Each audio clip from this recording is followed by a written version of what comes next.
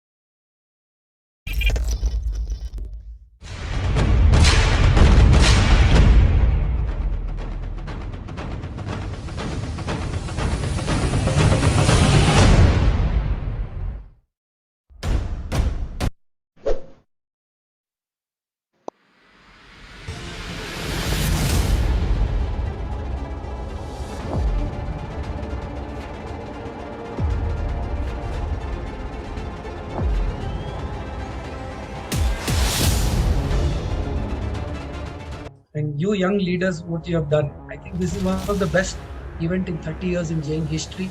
I will give this as the best event, and I would.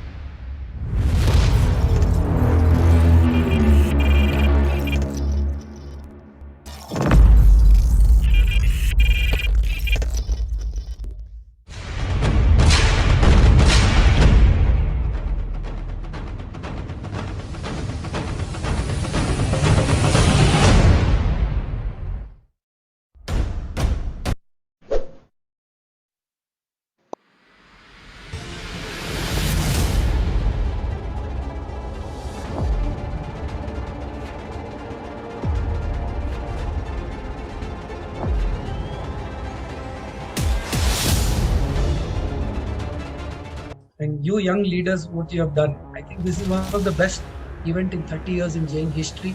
I will give this as the best event, and I would.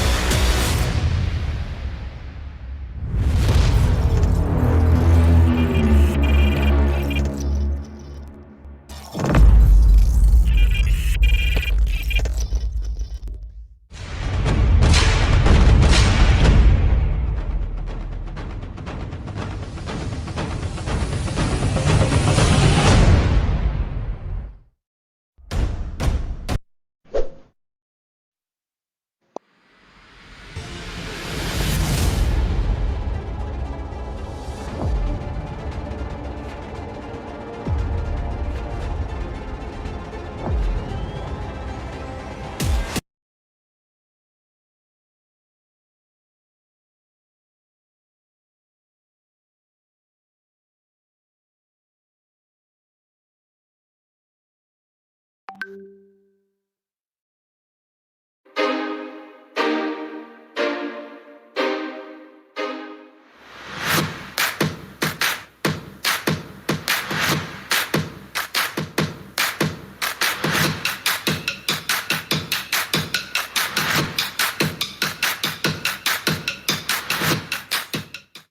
have more than 80,000 participants attending this event from more than 90 countries. Can we use gross national happiness instead of GDP in least developed countries, as it includes ethical values and good governance?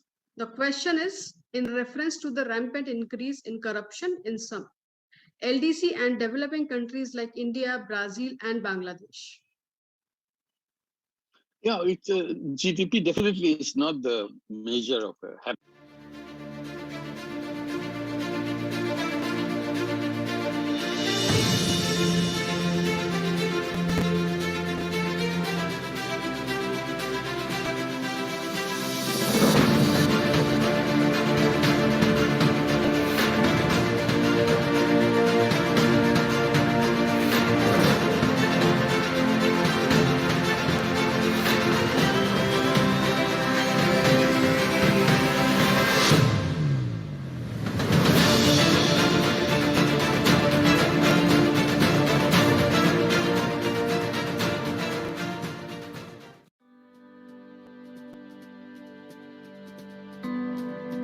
All at J.M. Smith that we were supposed to be a good supplier to our customers, be a good customer to our suppliers, be a good employer to our employees, be a good citizen of our community.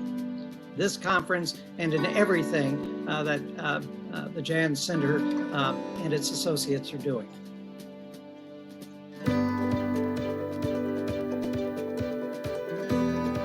Your knowledge is your wealth. Your intelligence is your wealth. Your personality is your wealth. That is your dollar. I started with $1 in my pocket, school dropout, 8th standard, but I'm here in front of you with 1 lakh students, with campuses across the country, 1 million students. Before I started in education, I already created 3,500 entrepreneurs.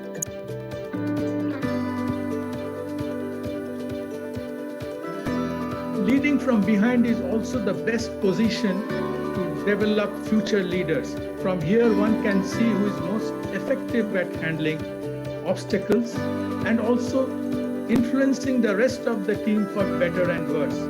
While building a compelling case for gender diversity, advancing women leadership in the workplace should consider all these dimensions.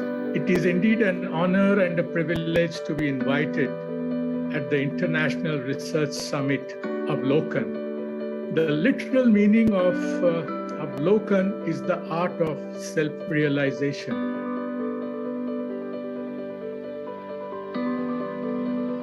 If you complete this cycle, it becomes a very sustainable model, wherein there is no shortage of resources for conducting further research if you make it applied. And I must reiterate that I do not undermine the importance of fundamental research or purely academic research. This needs to be kept in mind as far as research as an activity is concerned for academic institutions. Now, being such a patient students, particularly you all, I don't have enough words to thank you for what you have put out. I think all attention of the university is keeping you all in mind, and you will be the ultimate beneficiary of whatever you are trying to do.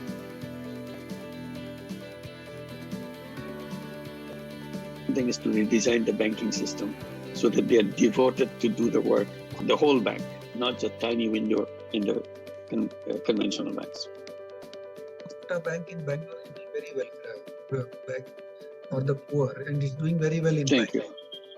Thank you. I'm glad to hear that. It's at 6,000 crore level they have reached, Grameen. It's all your Professor Mohammed Yunis. And they have been effectively doing it for the poor, and poor is becoming better and better. Even if a vegetable vendor is there, he's able to earn 5 lakh rupees a year and pay his fees for his children. So your philosophy is working across the world. Thank you so much. I'm glad to hear that.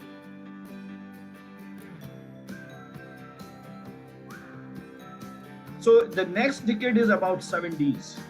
Disease is not going away so easily. So I cannot predict what will happen, but yes, I do see it is causing the digital divide between rich and poor. But at the same time, you see, with respect to my previous answer as well, that these technologies are making field level for every.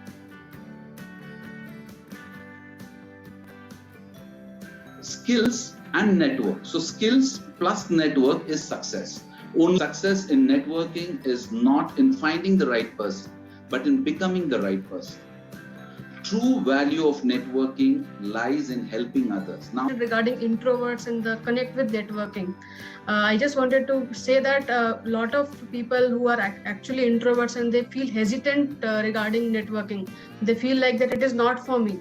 But I think your talk has definitely motivated them, and I think now they can go ahead with it.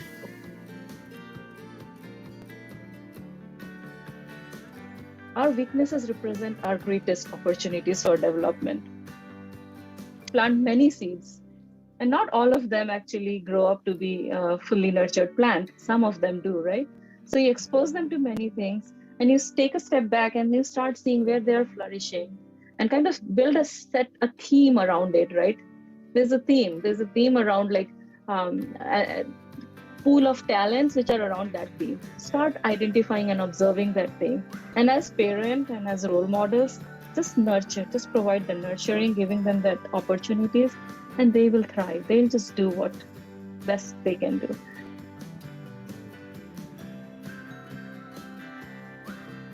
For all the people who are yet to start their corporate jobs, who are yet to start their entrepreneurship journey, my dear friend, this is going to happen with you also. Unless and until you understand that the funnel that needs to be inverted. Okay, so in today's dynamic market, in today's global market, it all begins with networking and building the relationship.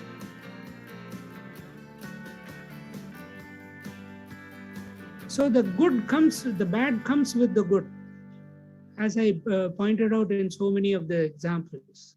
How do we differentiate ethical, moral, and legal behaviors in our course of achieving our life goals? Don't the three behaviors overlap and create confusion in the process of achieving our goals of life? The severity of the bad, number one, and ease of implementation, the other thing. Now,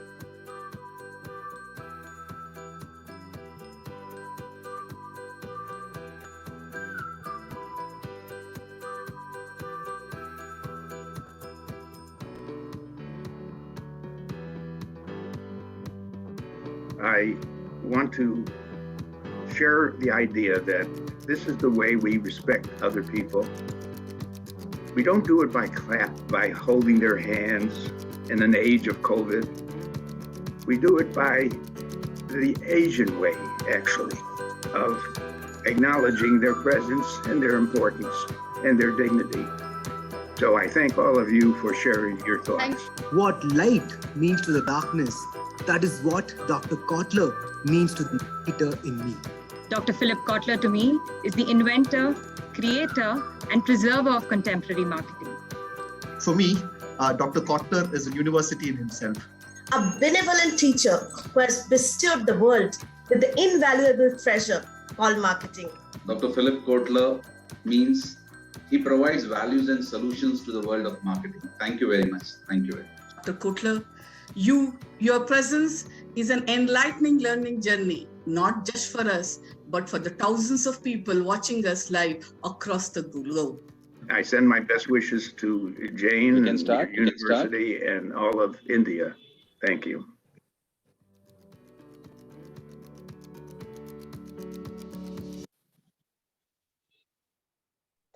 Students, can you stop the video for a minute?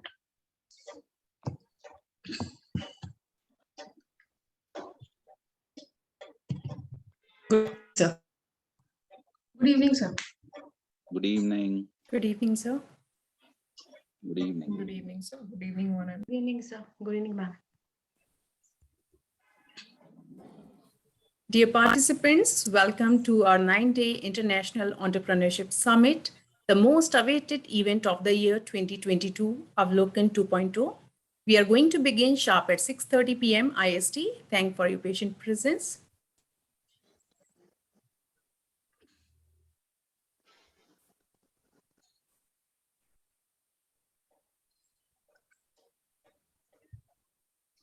Dear participants, we have with us joined in our director, Dr. Dinesh Nilkan. Thanks for presiding over this evening, sir. Welcome to the event.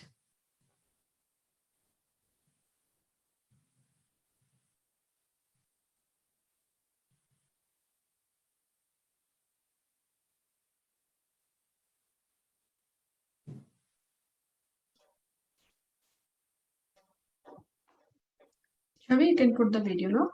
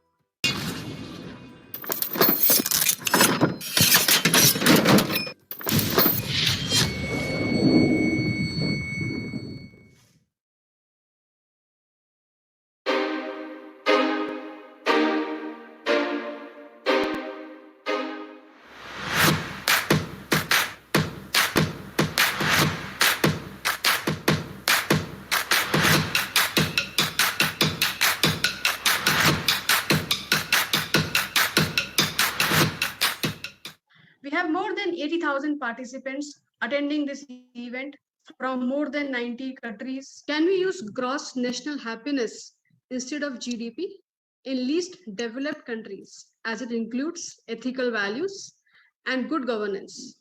The question is in reference to the rampant increase in corruption in some LDC and developing countries like India, Brazil, and Bangladesh. Yeah, GDP definitely is not the measure of happiness.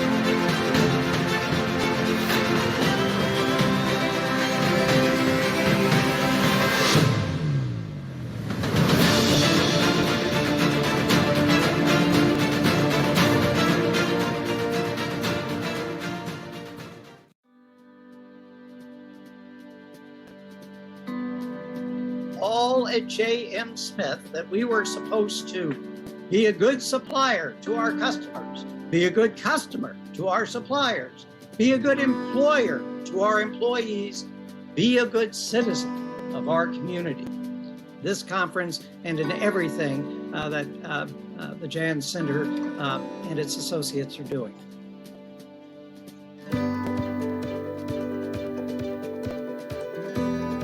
So your knowledge is your wealth.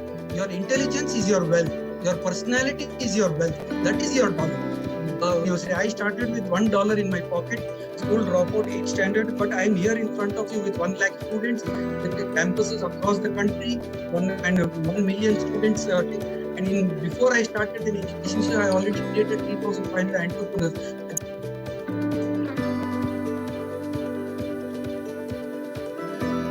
Leading from behind is also the best position to develop future leaders. From here, one can see who is most effective at handling obstacles and also influencing the rest of the team for better and worse.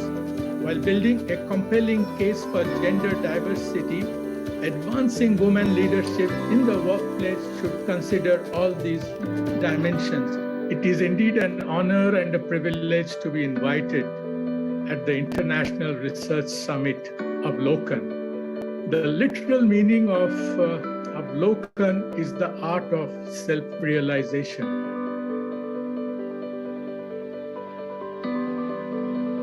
If you complete this cycle, it becomes a very sustainable model wherein there is no shortage of resources for conducting further research if you make it applied.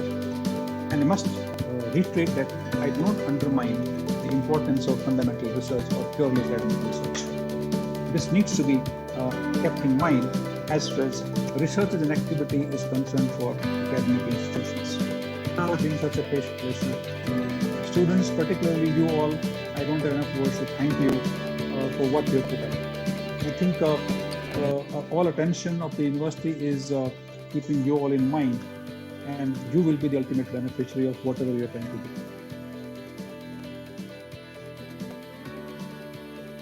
The thing is to redesign the banking system so that they are devoted to do the work, the whole bank, not just tiny window in the conventional banks.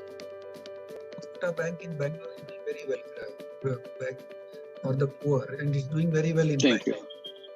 Thank you. I'm glad to hear that. It's at 6,000 crore level they have reached, Grameen. It's all your Professor Mohammed Yunus.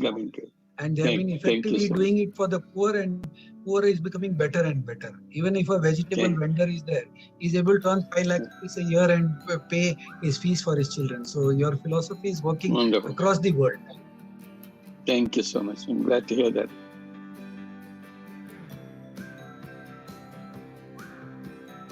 So the next decade is about 7 Ds. Disease is not going away so easily. So I cannot predict what will happen, but yes, I do see it is causing the digital divide between rich and poor. But at the same time, you see, with respect to my previous answer as well, that these technologies are making field level for every.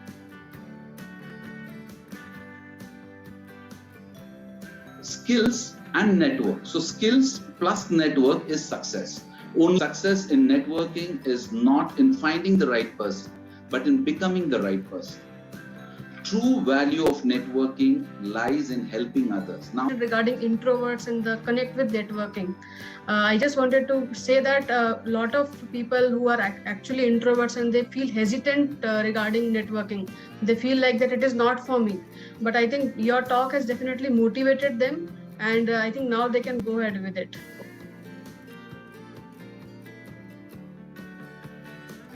Our weaknesses represent our greatest opportunities for development.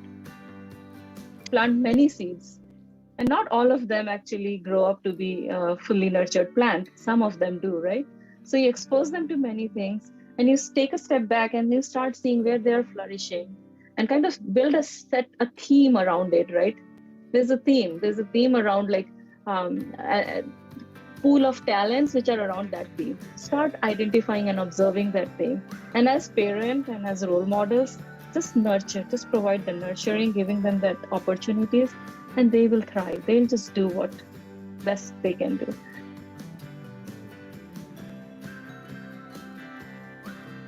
For all the people who are yet to start their corporate jobs, who are yet to start their entrepreneurship journey, my dear friend, this is going to happen with you also.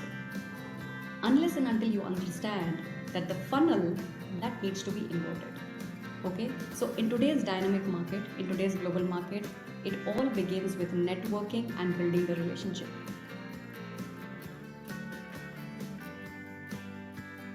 So the bad comes with the good, as I pointed out in so many of the examples. How do we differentiate ethical, moral, and legal behaviors in our course of achieving our life goals? Don't the three behaviors overlap and create confusion in the process of achieving our goals of life? The severity of the bad, number one, and ease of implementation, the other thing. Now,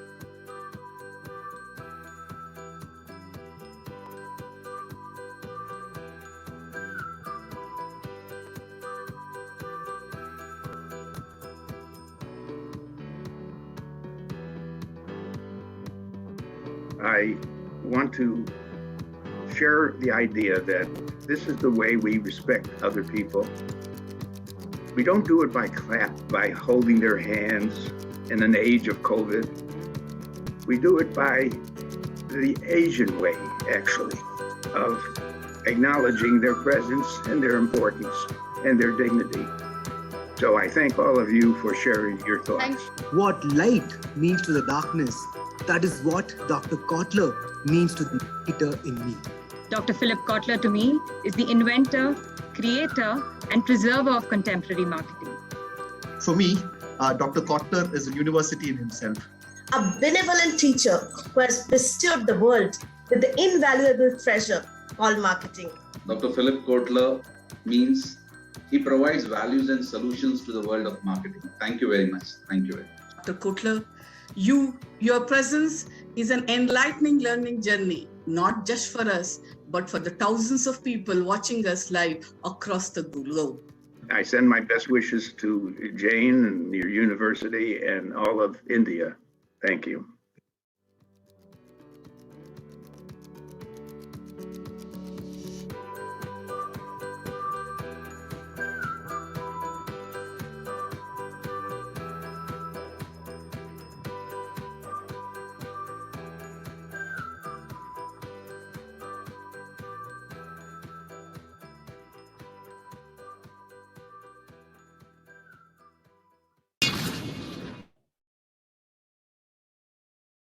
Dear participants, thanks for joining in. Requesting all of you connected with us in this journey through Facebook Live and Zoom platform to stay tuned with us. We are going to begin in next few minutes. Thank you.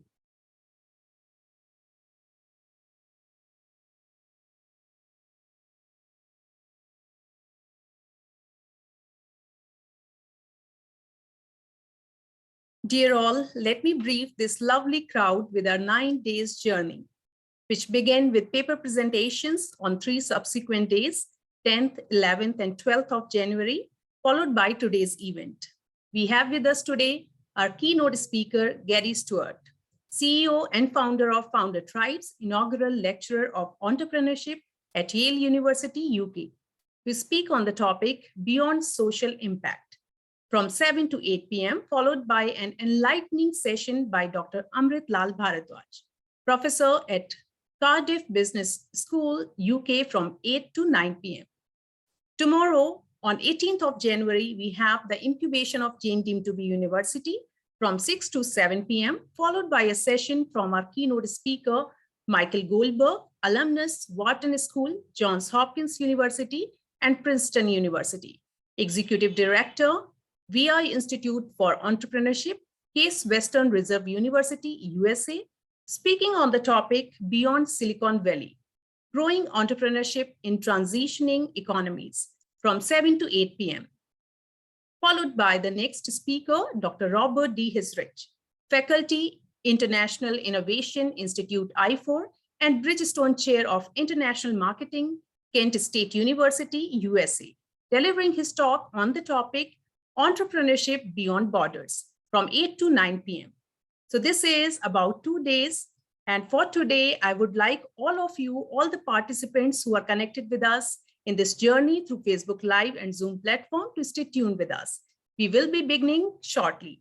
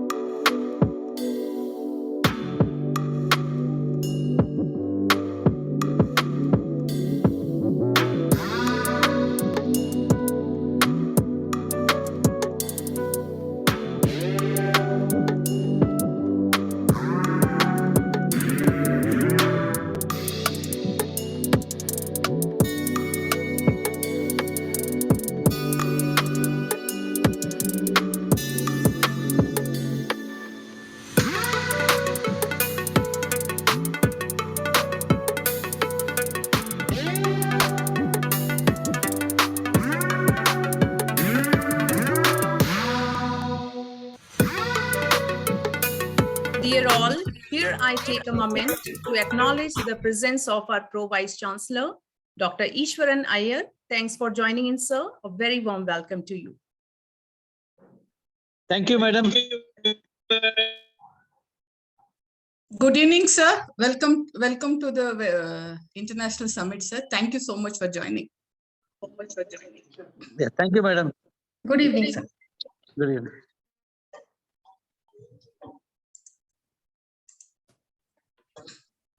Chavi, you can continue with the video.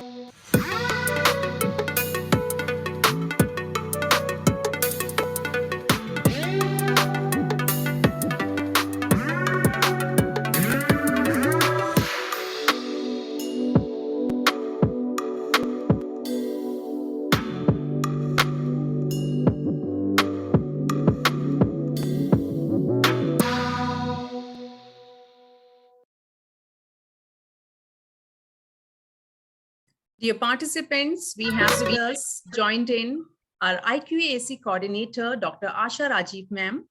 Welcome to the event, ma'am. Thank you so much for presiding over this evening. Good evening, Asha ma'am. Welcome to the International Summit. Thank you.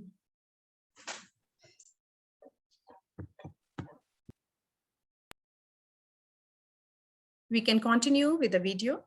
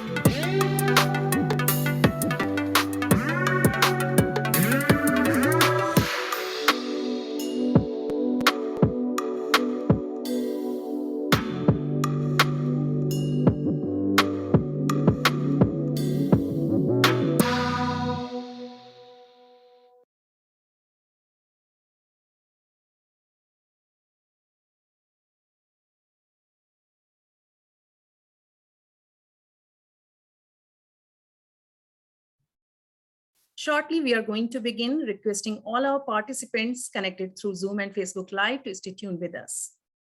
Thank you.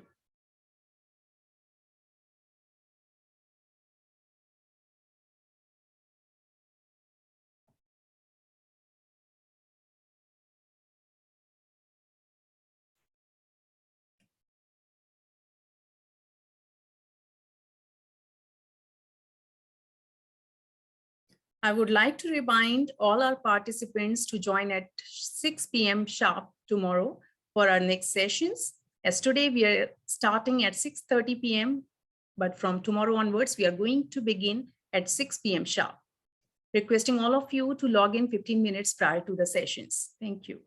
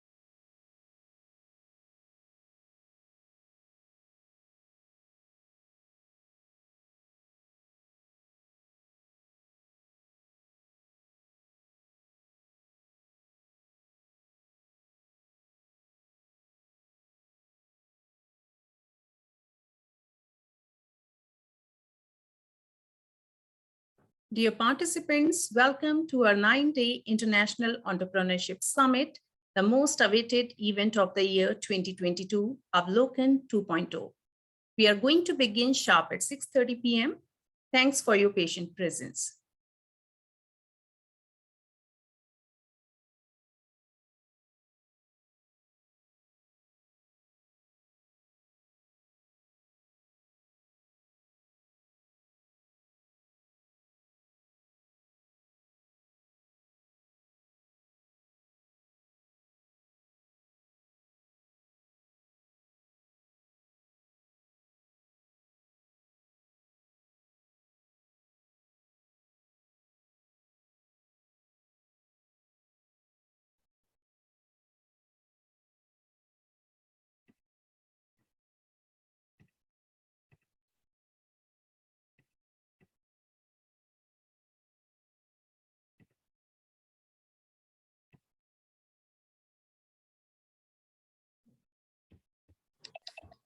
Dear participants, we have with us joined in our Vice Chancellor, Dr. Raj Singh.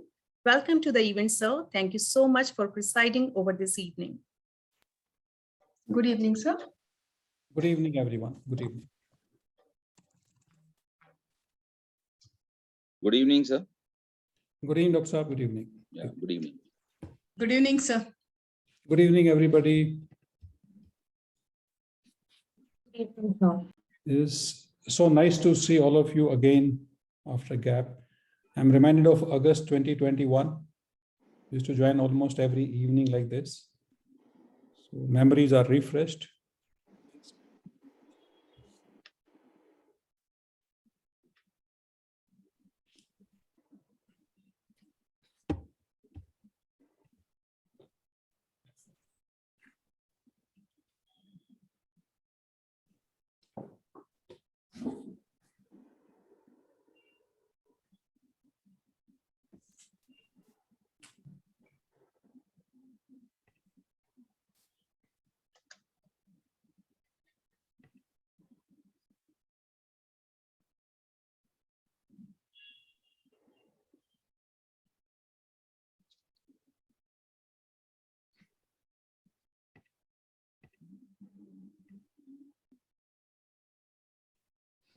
Shiva, we can start now.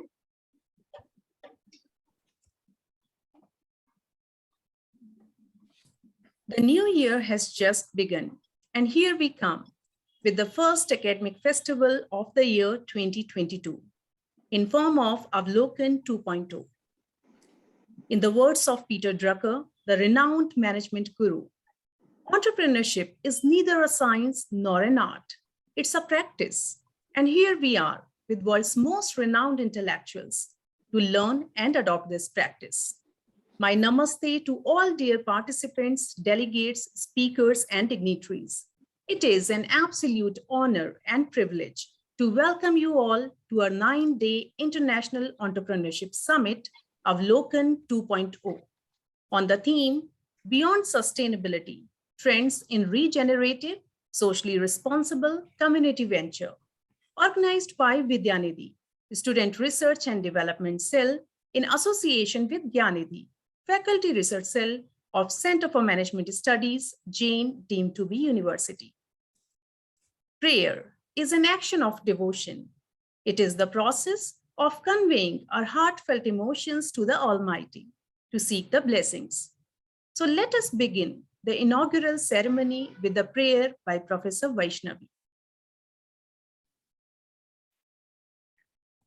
Dhyayami Ganesham Isham Dhyayami Ganesham Gunjabhasam Guru Vignesham Gunjabhasam Guru Vignesham Sundaravadhana Vilasan Sundaravadhana Vilasan Dhyayami Ganesham Isham Dhyayami Ganesham Aksharakosham Akhiladesham Aksharakosham Akhiladesham Lakshmi Narayana Dasam Lakshmi Narayana Dasam Dhyayami Ganesham Isham Dhyayami Ganesham. Thank you so much, soothing to our heart and soul, and a blissful start of the event. Thank you once again. Jain deemed to be University is ranked among the top universities in India and considered the most desired destination for students across the globe. For its illustrious history of developing talent, it is a hub of learning in every sense of the word. Known for its emphasis on education, entrepreneurship, research, and sports, it has some of the best minds in the educational and research fields and centers that inspire entrepreneurship. It has been conferred second rank under the Young Universities category by KSURF iCare, ranked 91 to 95 among the top Indian universities in World University Rankings, 99th by NIRF in the year 2021. And now it's a moment of pride to announce that the university has achieved the grade A++ by the National Assessment and Accreditation Council, NAC, with a CGPA of 3.71 in the year 2021. Jain deemed to be University strongly believes that entrepreneurs are vital for a nation's growth. They are the assets that need to be encouraged. Their innovations help in improving the quality of life, create employment, and drive economic growth. And to do our bit in this, in nurturing young minds to think out of the box, start ventures in areas that they are interested in, and help the community at large. The university has an incubation center named Chainraj Royton Center for Entrepreneurship, CRCE. the entrepreneurial wing of Jain deemed to be university, guided by our Chancellor, Dr. Chenraj Roychand. The center has been crucially promoting entrepreneurship and has incubated more than 50 businesses till date. Recently, we have started with some new initiatives in form of entrepreneurial ventures such as Student Nirbhar, an e-commerce platform, and Kalpavriksha, powered by Shri Kutum, skill-based models to name a few.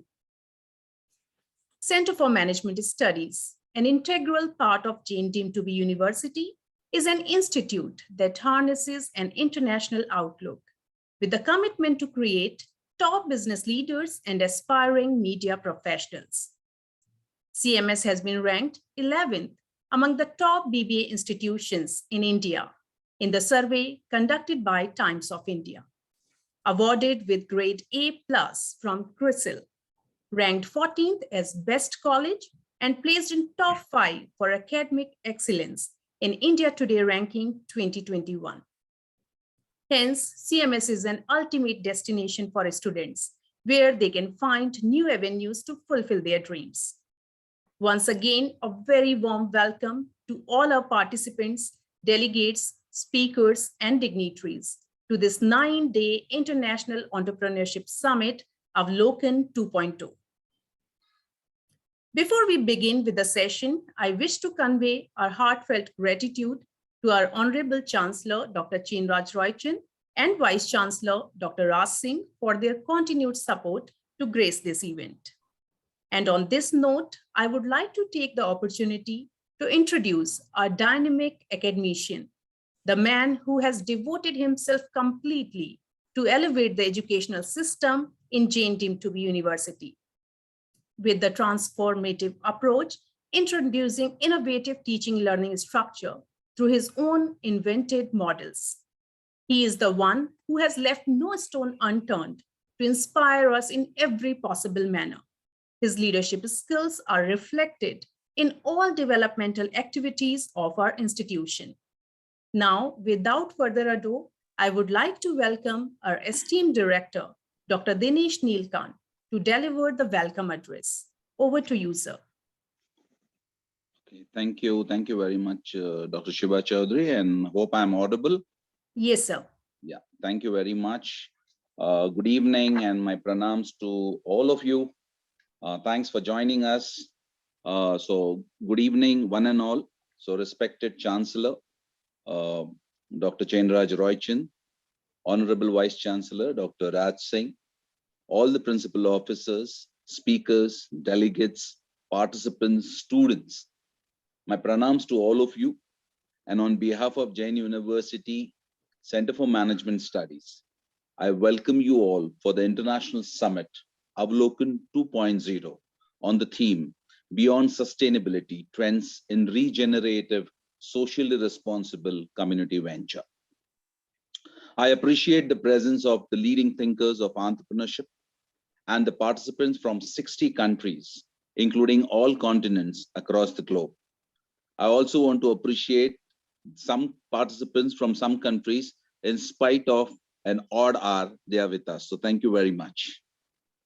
Before I start the welcome address, let me appreciate the efforts of the entire AVLOKAN team of faculty members and staff, Dr. Varsha Agarwal, Professor Sunita BK, Professor Baisakhi Debnath, Dr. Abhishek Venkateshwar, Professor Mithun Kumar, Professor Sunil Hegde, Professor Vaishnavi, Professor Preetham, Dr. Rama, Professor Seema Sambargi, Professor Infancy Ram Reena, Dr. Rupa KV, Professor Sarita, Ms. Jayashri, Saidi Shifa, and Dr. Shiva Chaudhary. Thank you very much. And along with this, there are some students who have helped us.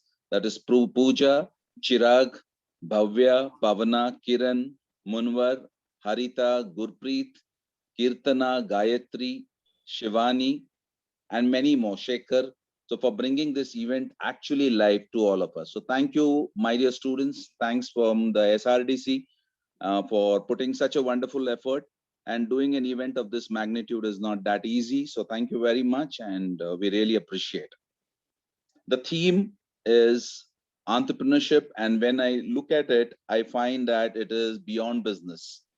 If you're talking about beyond business, it means beyond profits and how it can help the society as a whole.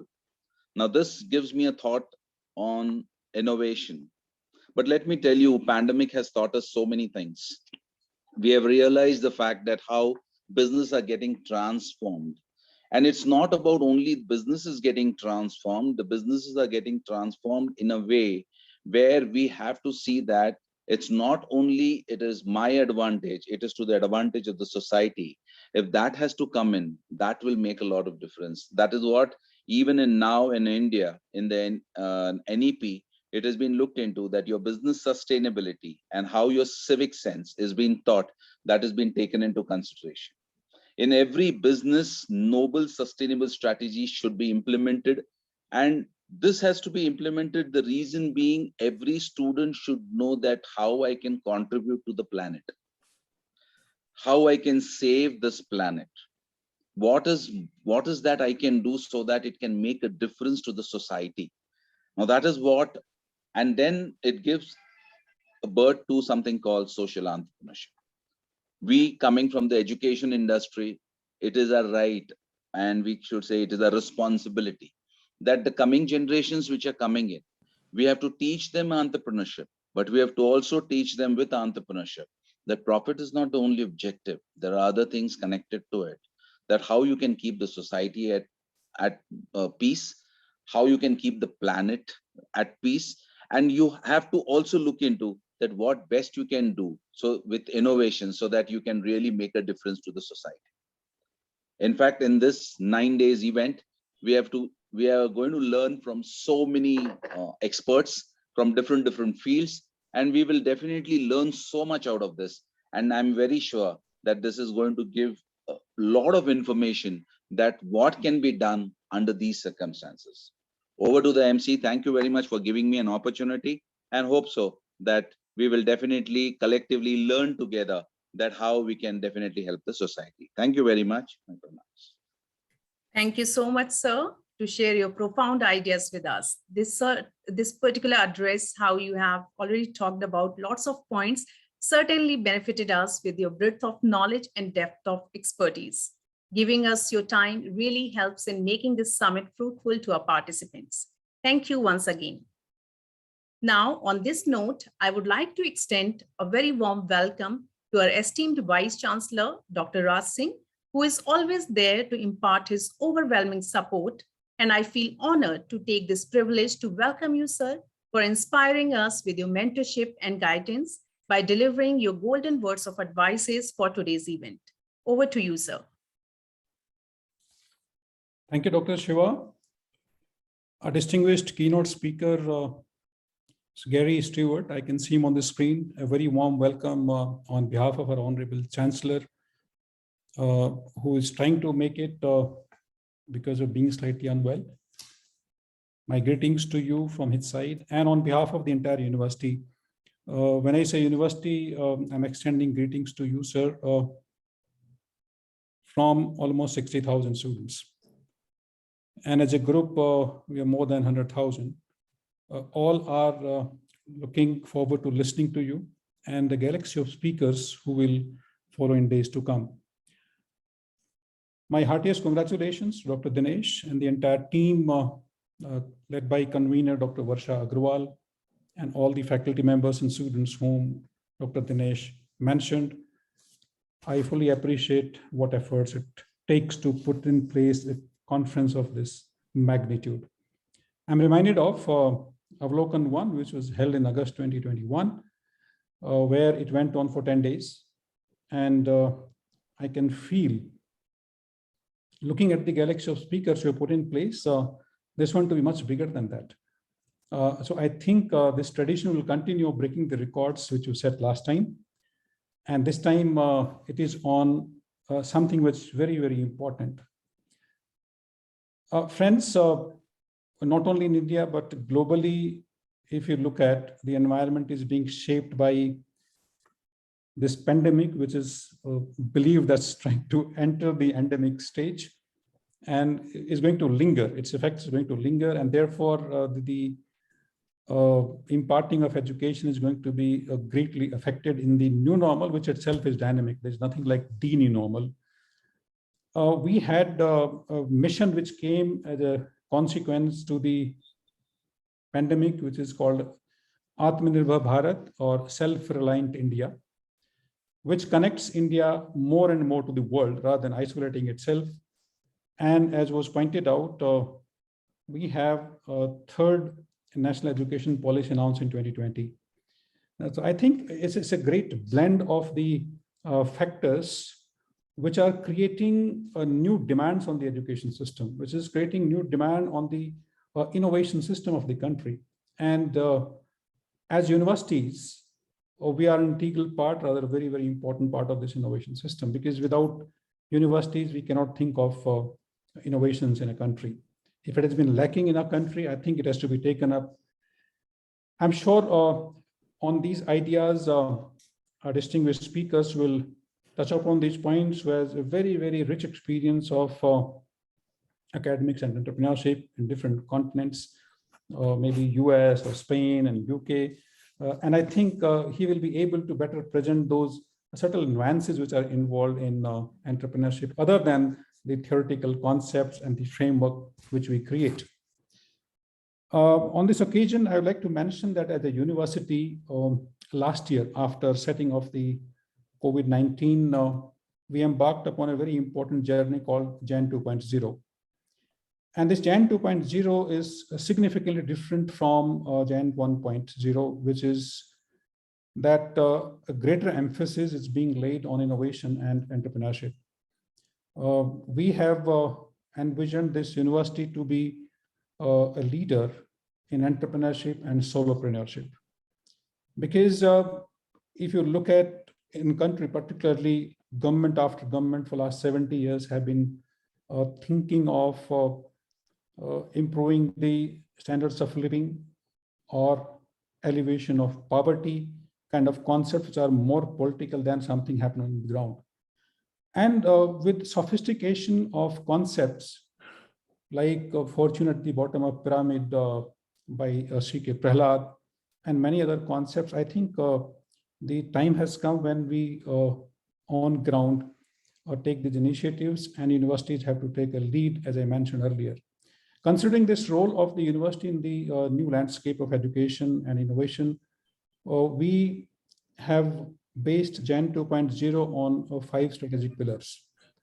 I would like to briefly mention those pillars and how entrepreneurship fits into that.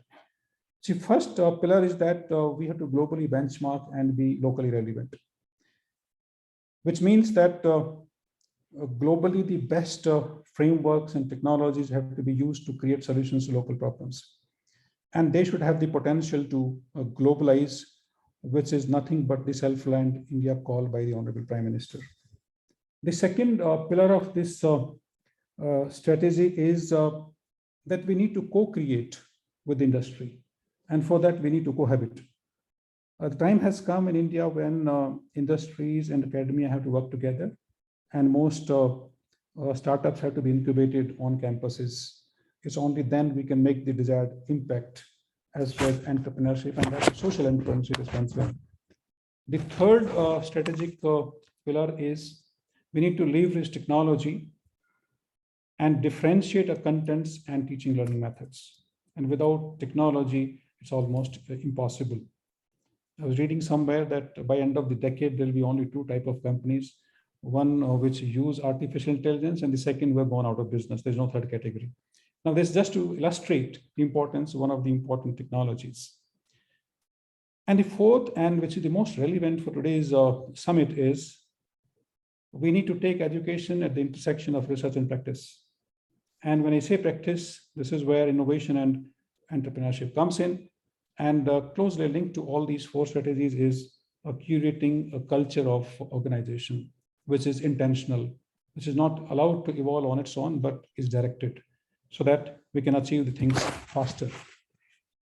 Now, this is the theoretical concept wherein we as a university have to create an ecosystem of entrepreneurship and innovation.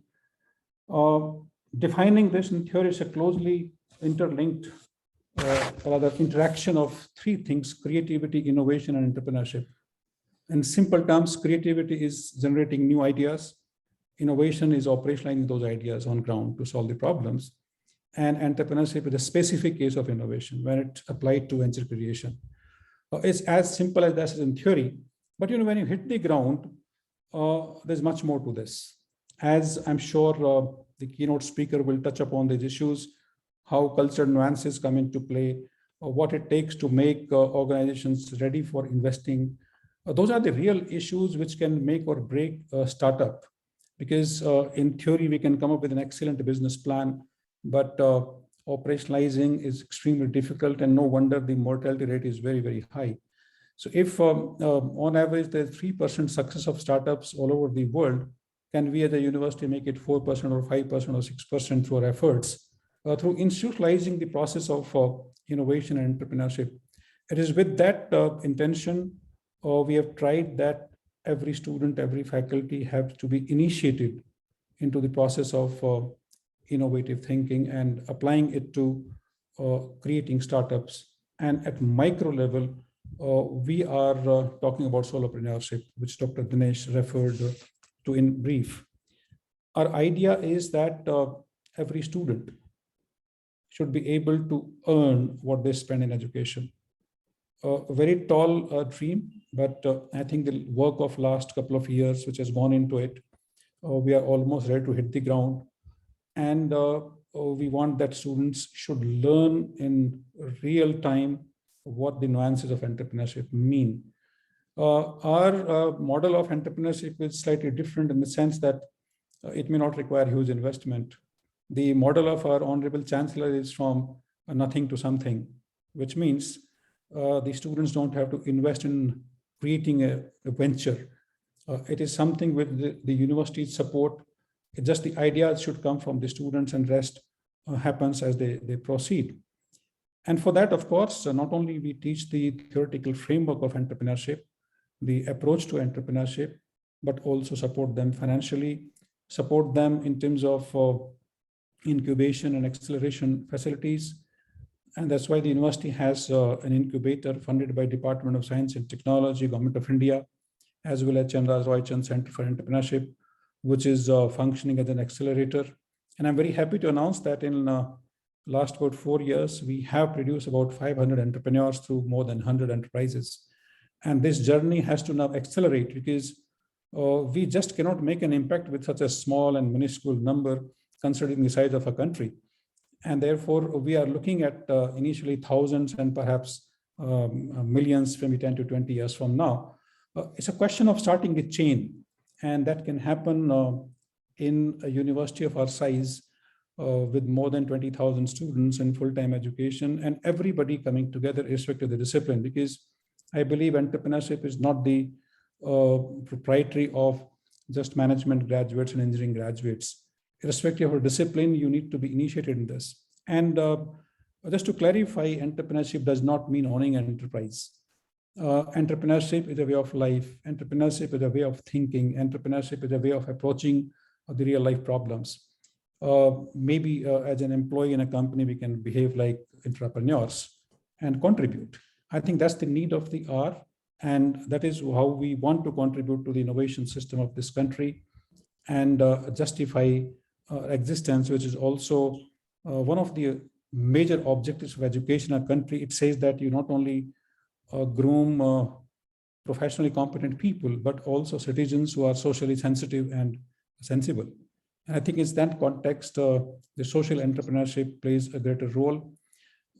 And this social entrepreneurship has to happen in the countryside. There are a lot of ideas which have happened last 10 to 15 years, I'm sure, which will be taken up for discussion.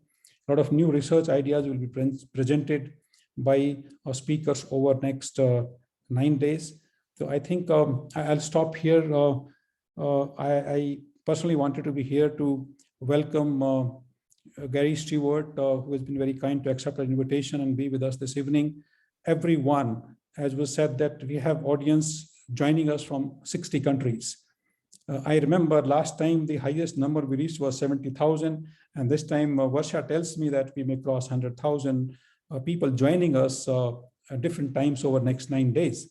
Because I mean, that's the advantage of having an event in populated country like ours, wherein and online has really facilitated this. In fact, otherwise you cannot think of that kind of global audience. So congratulations once again to the entire team. Welcome to the keynote speaker, and welcome all the delegates, scholars, researchers, teachers from joining from all parts of the world for taking out time and being with us. I think your joining makes our efforts more authentic. It attaches greater credibility to all our efforts of the students and faculty members. I wish you all the best. A very, very happy new year. And I hope that in the new year, we're able to come out of this pandemic. And as far as it seems now, third wave comes to an end, and we look forward to more positive things happening in the times to come. And at a time holding this summit becomes all the more important, because by the time it finishes, I'm sure wave three also comes to an end. So with that note, I thank once again everyone, and welcome to the summit. I wish this 9-day summit a great success. Thank you so much. Thank you. Thank you so much, sir, for conferring your constructive views and enlightening us with your ever-inspirational thoughts. It's been indeed a privilege to listen to your valuable ideas. Once again, a very warm welcome to all of you to our 9-day International Entrepreneurship Summit of AVLOKAN 2.0. And before we begin with the session, I would like to invite Summit Convener, Dr. Varsha Agarwal, to deliver Convener's Summit Note. Thank you, Dr. Shiva. Good evening, everyone. Henry Ford once said, "Coming together is the beginning. Keeping together is progress. Working together is success." It was indeed this mantra of working together that has brought us where we are today. Collective work is the secret behind the progress that CMS, Jain deemed to be university, has seen. The day has finally come after putting more than 6 months of time, 3,000 hours of hard work, 80 students, and more than 15 faculty members, and so much more. International Entrepreneurship Summit of AVLOKAN 2.0, organized by Faculty and Student Research Cell of Center for Management Studies, Jain deemed to be University, Bangalore, India. Before I start briefing our participants and all dignitaries present in the summit, I would like to express my sincere and the humblest gratitude to our biggest source of inspiration, our director, Dr. Dinesh Neelkant. Sir, on behalf of entire AVLOKAN 2.0 team, we thank you for giving us this opportunity, trusting us, and encouraging all of us so that AVLOKAN 2.0 has finally seen the light of the day. I remember the way you have conceptualized this entire summit and taken care of each and every aspect to ensure the success of the summit. And we promise that during these 6 days, we together will make this learning journey one of the most memorable events for our participants. In the summit, we have over 80,000 participants attending this event from more than 60 countries across the globe.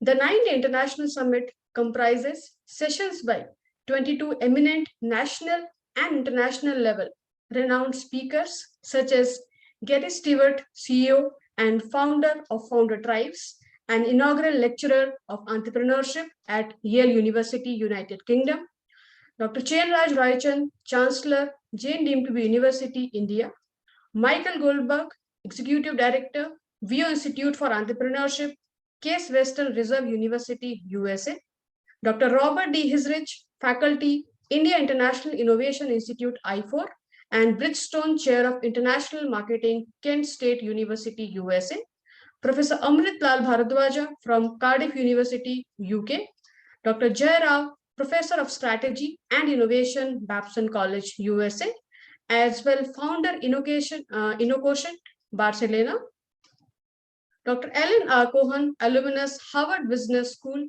Professor, Babson College, USA, Dr. Dinesh Neelkant, Director, Center for Management Studies and Dean, CMS Business School, Jain deemed to be University, Darshan Doshi, Advisory Board Member, Babson Collaborative Director, Adaptation and Center for Entrepreneurship and Innovation from Flame University, Gustavo Rojas Ayala, General Director from Mexico. Dr. Bruce Kingma, Professor of Entrepreneurship at Syracuse University, USA. Dr. Raj Singh, Vice Chancellor, Jain deemed to be University, India. Juan Manuel Gonzalez, alumnus, Stanford University CEO, teach for Mexico. Dr. Luke Pitave, Professor of Entrepreneurship at Ohio University, USA. Dr. Paul D. Reynolds, alumnus, Stanford University, Honorary Professor of Entrepreneurship at Eastern University, USA. Mr. Manish Chaudhary, alumnus, IIT Delhi and IIM Bangalore, founder and director, peakmind.in and skillingindia.in. Mr. Zohar, founder and CEO, One Creation Corporation, USA. Mariana Goody, CEO, Miraki Organization, Nicaragua. Thomas Trier Henson, former Human Rights Manager, FIFA World Cup, Chief Advisor on Responsible Business Conduct for Ramboll Management Consulting, Denmark. Mr. Mahesh Ramachandran, alumnus, London Business School and faculty, Indian School of Business, General Partner for Pontac. And Dr. Eileen Somers, alumnus, Imperial College of London and Executive Director for Global Entrepreneurship Monitor, Switzerland. And finally, we'll have Dr. David Acker, father of modern branding. The summit also holds panel discussion along with research paper presentations offering 4 tracks: finance, marketing, general management, and human resource, with the reception of more than 280 papers, out of which 214 papers had got shortlisted for presentation from across the globe. For motivational purpose, the best papers will be awarded with cash prizes. We request you all not to miss out this one lifetime opportunity for having these many unparalleled speakers in this summit. Therefore, we request you to be there with us during these 6 days and 3 days of presentations without even missing one single session. On behalf of entire AVLOKAN 2.2 organizing team, Center for Management Studies, Jain deemed to be University, once again, I welcome and thank all our speakers, university dignitaries, and participants in the summit, and I feel privileged for their immense support and presence. Thank you all once again. Over to Dr. Shiva. Thank you so much, ma'am, for apprising us with the significance of the event. Dear participants, once again, I would like to acknowledge the presence of our Pro Vice Chancellor, Dr. Ishwaran Iyer, and IQAC Coordinator, Dr. Asha Raji. Welcome to the event. Thank you so much for presiding over this evening. What you do makes a difference, and you have to decide what kind of difference you want to make. Ladies and gentlemen, this quote aptly applies to a man who has made a lot of difference in the lives of thousands of young entrepreneurs. And absolutely it is once a lifetime moment as we give the start to this summit through this magnetic personality, bringing to you the best in this session today. And on this note, I would like to invite our head of the department, Professor Sunita BK, presenting to you the renowned keynote speaker of the session. Over to Professor Sunita. Thank you, Dr. Shiva. Namaste to everyone present here. Success has nothing to do with what you gain in life or accomplish for yourself. It is what you do for others. This aptly describes Gary Stewart. Gary Stewart, introducing you today, sir, is with immense respect and gratitude, and I feel really honored and privileged to introduce to this august gathering. Gary Stewart is a visiting lecturer at law at Yale Law School and founder and CEO at Founder Trapes, a digital platform that provides founder with access to network capital to start and scale up their business. He is also the governor of the University of East London and on the boards of UN Limited and the Impact Investing Institute. In his early legal career, involved clerking on DC Circuit Court of Appeals, and then focusing on cross-border mergers and acquisition in private practice in UK and Spain.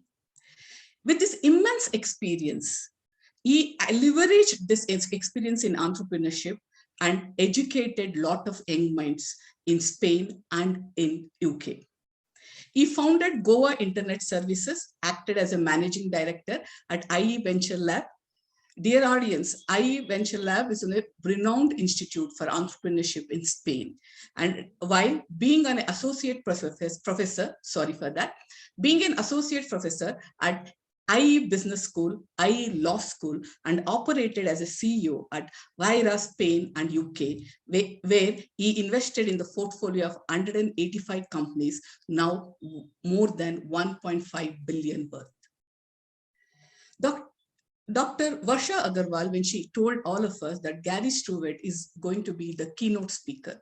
Sir, it was an immense pleasure to welcome you, because it is not because of your high profile introduction what I read out right now, but it was how we help the disadvantaged entrepreneurs.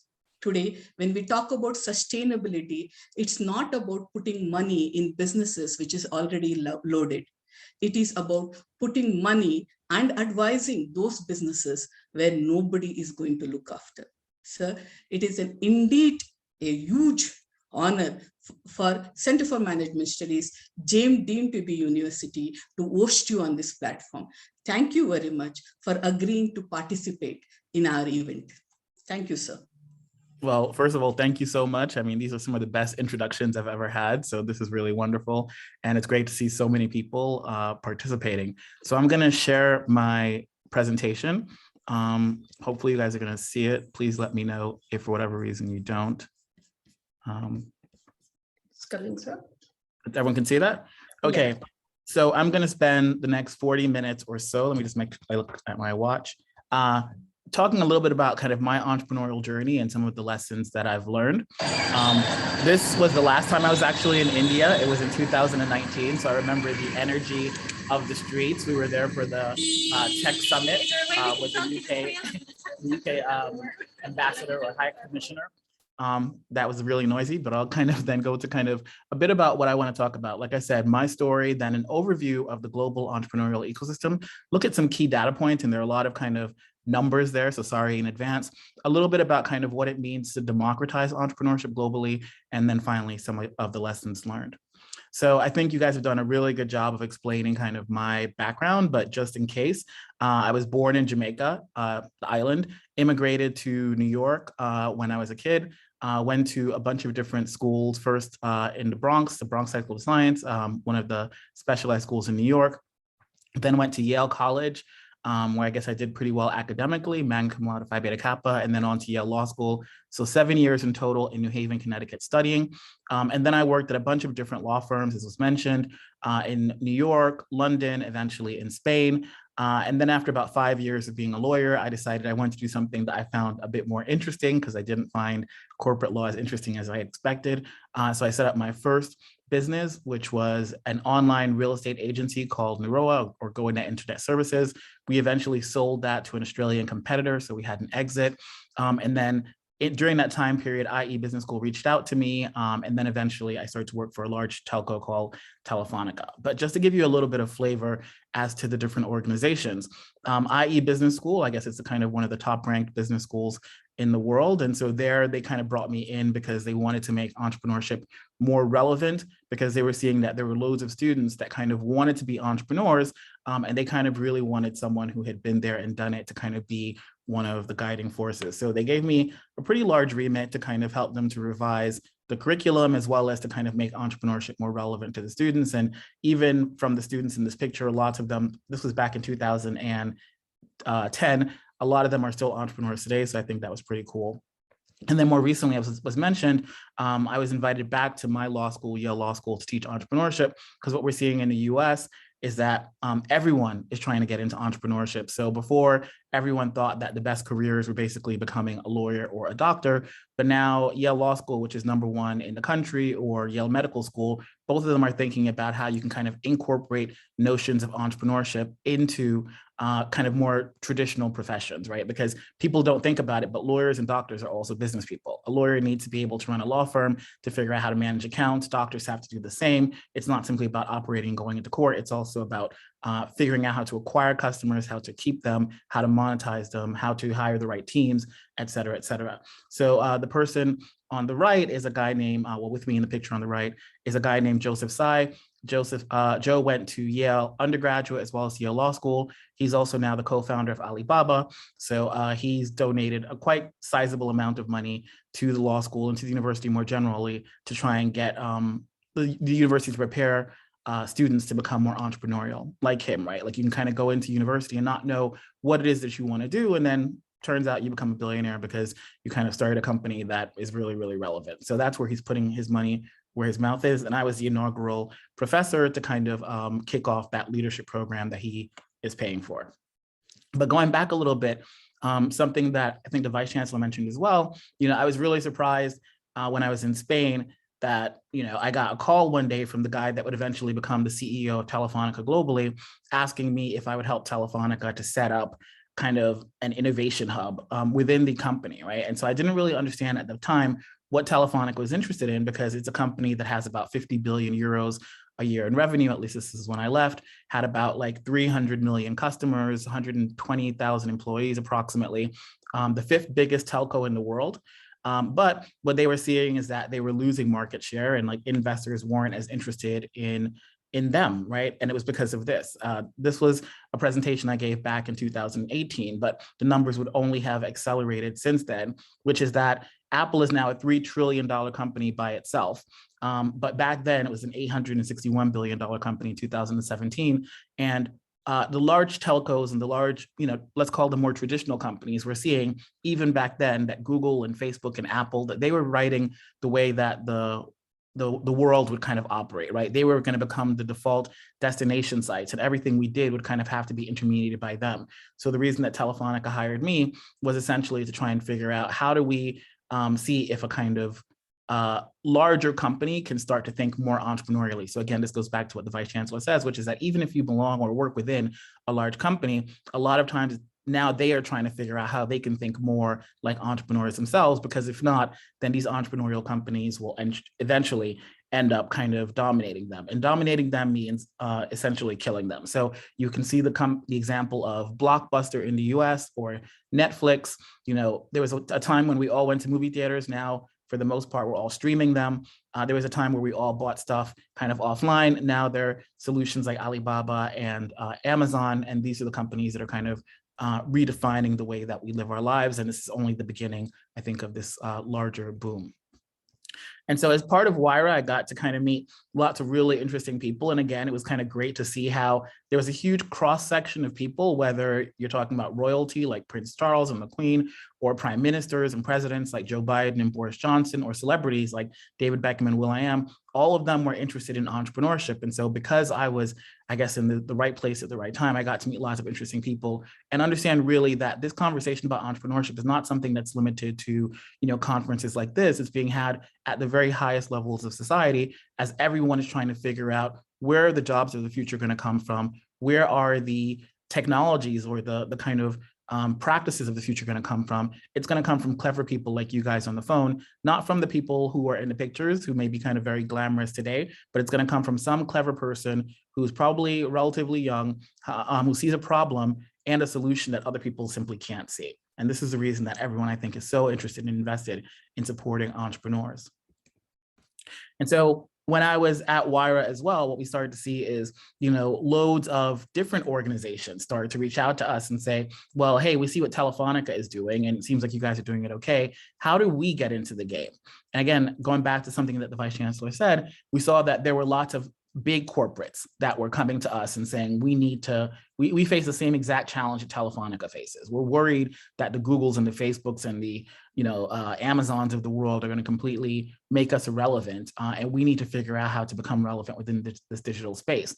So even organizations like the GCHQ, which I guess most of you might not know what that is, because I didn't know what it was either, but it's the equivalent of like the NSA in the US, basically the spy agency, the ones that's doing all of the kind of like, hacking and making sure that we're not hacked. That's what GCHQ stands for. James Bond would be kind of like the kind of more the person's going out there and doing all of the kind of reconnaissance or whatever, and the GCHQ would be the people in the office telling him where to go, giving him the intelligence and that kind of stuff. So I was really surprised when GCHQ reached out to me and said, hey, we want to work with you. And I was like, what did I do?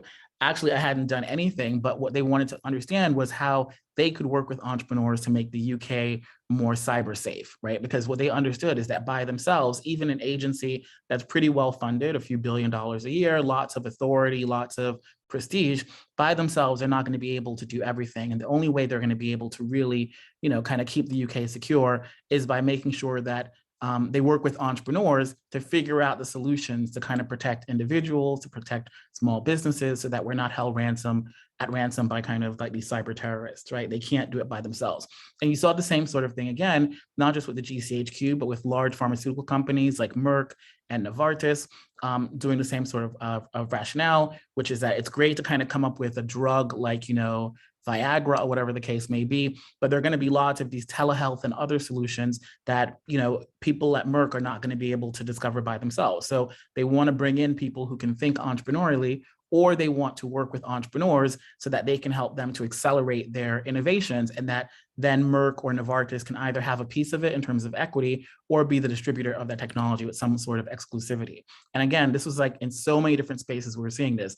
There was cybersecurity, there was health, there was intelligent mobility or transport. How do we find the next Uber? How do we find the next Airbnb? All over the place, there were kind of loads of these different sorts of initiatives taking place, and lots of corporates that were kind of the most interested parties in trying to figure out what the future could look like and how they could play a role in that creation. But I think, as we were doing all of this and I got to meet like a lot of really interesting people and take a lot of really cool selfies, I started to think, why are we doing this in this kind of offline way? And I think this, again, goes back to one of the points that the Vice Chancellor made, which is it's wonderful to help a few hundred startups, but there are billions, well, more like hundreds of millions of startups out there. And if we continue to do it in what I call the Downton Abbey way, which is face-to-face, kind of like we did in schools back in the 18th and 19th century, then we're not ever really going to be able to address the problem at scale, right? In the same way that, we now have all of these great solutions like Amazon and Alibaba that help us to find exactly what we're looking for when we want to look for it. And it's able to do it across the world and serve millions or billions of people. Is there a way for us to offer a kind of much more robust solution to a critical mass of entrepreneurs and not simply to kind of a few, right? And so this kind of then goes into the part of the presentation that I told you we'll be focusing a lot on data, right? Because I think when you look at the numbers, you start to realize that if we can't find a way to support entrepreneurs at scale, then essentially what we end up doing is supporting the people who already benefit from the current system, right? So when we look at, for example, in Europe, how big is entrepreneurship in Europe? It's pretty big. There are lots of government initiatives, the EU, the British government independently, supporting entrepreneurs with billions of dollars, in kind of either tax incentives or direct investments into venture capital funds, et cetera. And you'll see that the UK is by far the biggest market within all of Europe, right? It's bigger than Germany and France combined in terms of the amount of money that's invested. And then you see that after you look at the top 5 to 6 kind of countries, the vast majority of them have no real role to play, even countries like Italy, or Finland, Poland, Austria, Russia, relatively small participations in terms of the amount of money, the amount of capital that's actually going into investing into their startups. It turns out that where you're located actually determines a lot of how much opportunity you're actually going to be given, right? And so we're seeing that even at the same time that there's a lot of money now going into startups, right? Because people, you have to think in a capitalist system, people are seeing, okay, wonderful. These companies like, Apple becomes the first $1 trillion or $3 trillion company. A couple of years ago, it became the first $2 trillion company, and this is happening really, really quickly. And we can see the same sort of trend with Facebook. Where is the money in the future going to be made? It seems it's going to be made from a lot of these tech companies that are able to identify the future and then create solutions that are scalable. So now we're talking about the fact that in just 2 years, the size of the global venture capital market has gone from 335 billion to about 643 billion. Again, 92% growth year on year since 2020. right? But then you look at kind of where that money is being distributed. And you see that by far it's in the United States. Second would be Asia. So good news for you guys on the call mostly, I'm assuming. And then thirdly, it's in Europe. So Europe is increasingly not quite as relevant as Asia, and Europe and Asia combined are less relevant from a venture capital funding point of view than the US. The vast majority of the money is still in the US. Right. So when we kind of break this down even further, what we see is about 50% of all venture capital funding is in the United States. That's about $311 billion in 2021 that was invested in startups in America. But even there, where you are makes a difference. So America is not America to everyone.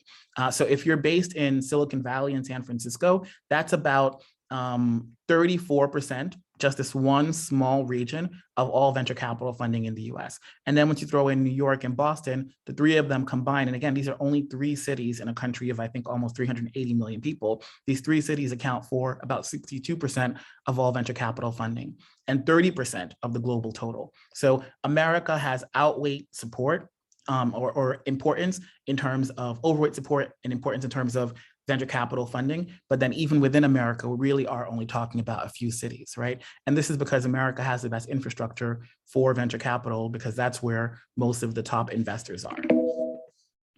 Then when we look to kind of Europe, as I mentioned before, the UK dominates Europe. So there's almost about $100 billion invested in all of European startups, but that's still less, just all of Europe is still less than just the amount of money that's invested in Silicon Valley, right? And within Europe, you still have overweighted the fact of the UK. So the UK is about $30 billion of the investments in all of Europe.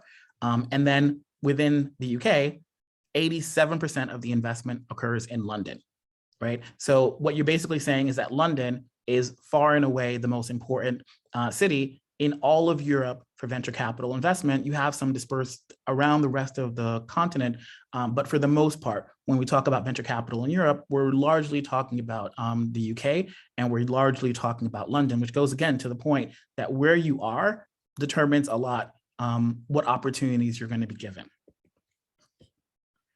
And then, yeah, this is just kind of reinforcing the point. You see that London is always celebrating the fact that now it is this hub, and it's using that kind of advantage to try and attract more and more startups from the rest of Europe to say, hey, we're the place where all the money is. We're the place where you should kind of go, so that kind of trend continues in the positive direction.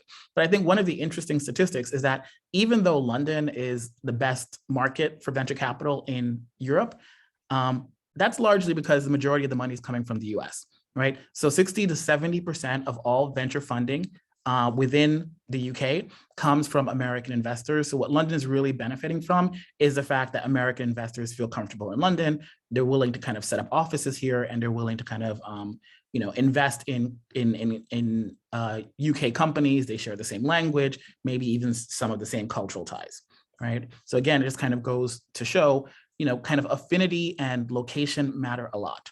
So, in a recent report that they do every year in Europe called the State of European Entrepreneurship, this one founder was saying, oh, that's great. Like, we're doing really wonderfully. It's like a cause for celebration. There's never been a better time to be an entrepreneur in Europe.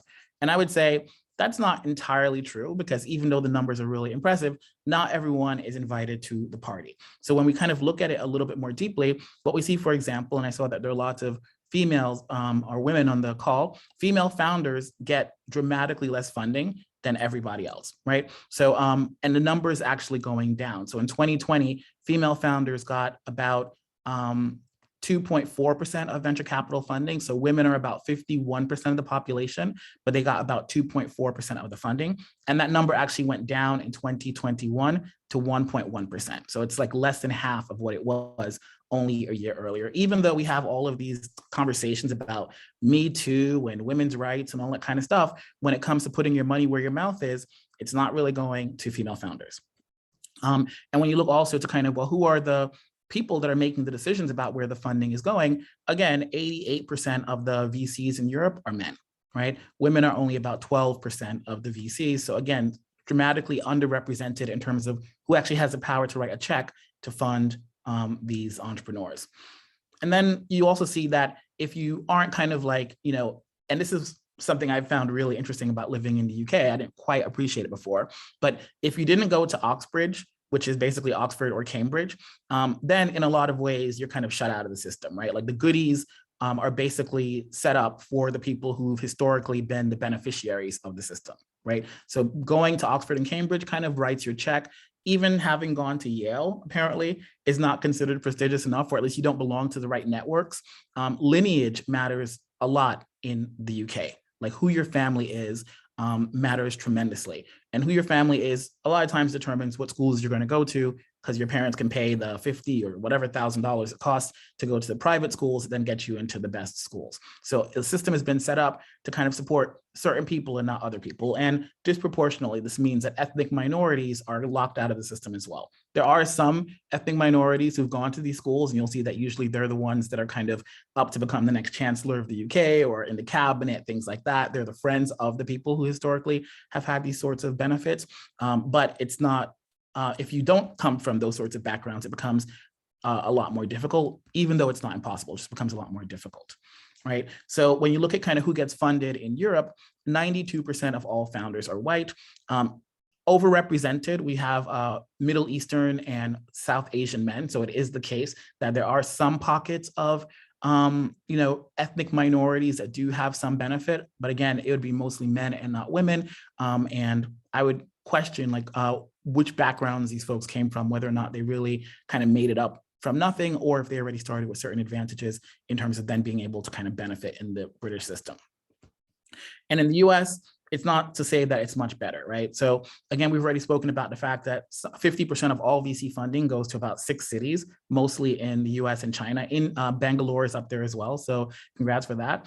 And this is kind of the inverse of the fact that over the next 70 years or so, the majority of population growth is not going to happen in any of these countries, any of these cities, right? So population growth is going to happen in places where people tend to be Black and brown, but the funding is not going to those locations. And we talked a little bit about race and gender and socioeconomic. One of the interesting stats I found in the US is that as meritocratic as everyone always says the US is, 48% of all the venture capitalists went to 3 schools, Harvard, Stanford, or Yale. So even though alums of those schools represent less than 0.5% of America's population, 48% of them, of the VCs, the people who are actually writing the check to these entrepreneurs at the kind of highest level, went to just 3 schools. And again, it's the case that Asian men tend to be well represented in the US, both at the venture capital level. So we'll see in the next slide that I think it's something like Asians represent about 5.7% of the US population, but Asian men represent about 20% of the VCs and about 18% of the founders in the US. So Asian men tend to do very well in the US, but that's also because, Asian men and women, but more so men, tend to do really well at US schools as well. So there is, again, that connectivity that these are we're probably talking about people who went to Harvard, Stanford, Yale, et cetera, that are then kind of being overrepresented when it comes to venture capital because they're the ones with the right connections, right? So then when we look at kind of Asia, because I talked a lot about kind of Europe and the US, what do we see, at least in terms of the funding perspective? So what we see is that China is the biggest market in Asia with $60 to $80 billion in VC funding. So again, just to kind of benchmark it, that means that China is it's about it's smaller than Silicon Valley, which was 105 billion, and it's a little bit bigger than the investment going to New York. India is now the 3rd most important country for VC funding after the US and China, with about 38 to 45 billion, because the numbers differ depending on the source, being invested in 2021, which puts it somewhere between Boston and New York, right? The Indian tech venture capital sector grew by 3 times, from 14.9 billion in 2020 to about 38 to 45 billion in 2021. So that's great news. And within the Indian ecosystem, we see the same trend that we've seen in other locations, which is that the vast majority of, or at least an oversized representation of the investment goes to one city. In the case of Bangalore, it's 42% of venture capital funding goes to Bangalore relative to the rest of the country. So just a quick review then of because I've thrown out a lot of numbers, what we've seen is that there's certain locations where there are a relatively small number of people, but it has overweight representation in terms of who gets funded, right? So Silicon Valley, 0.05% of the world's population, about 4 million people, 16.3% of all VC funding. New York, about 1% of the world's population, 8.6% of funding. London, about 0.1% of the world's population.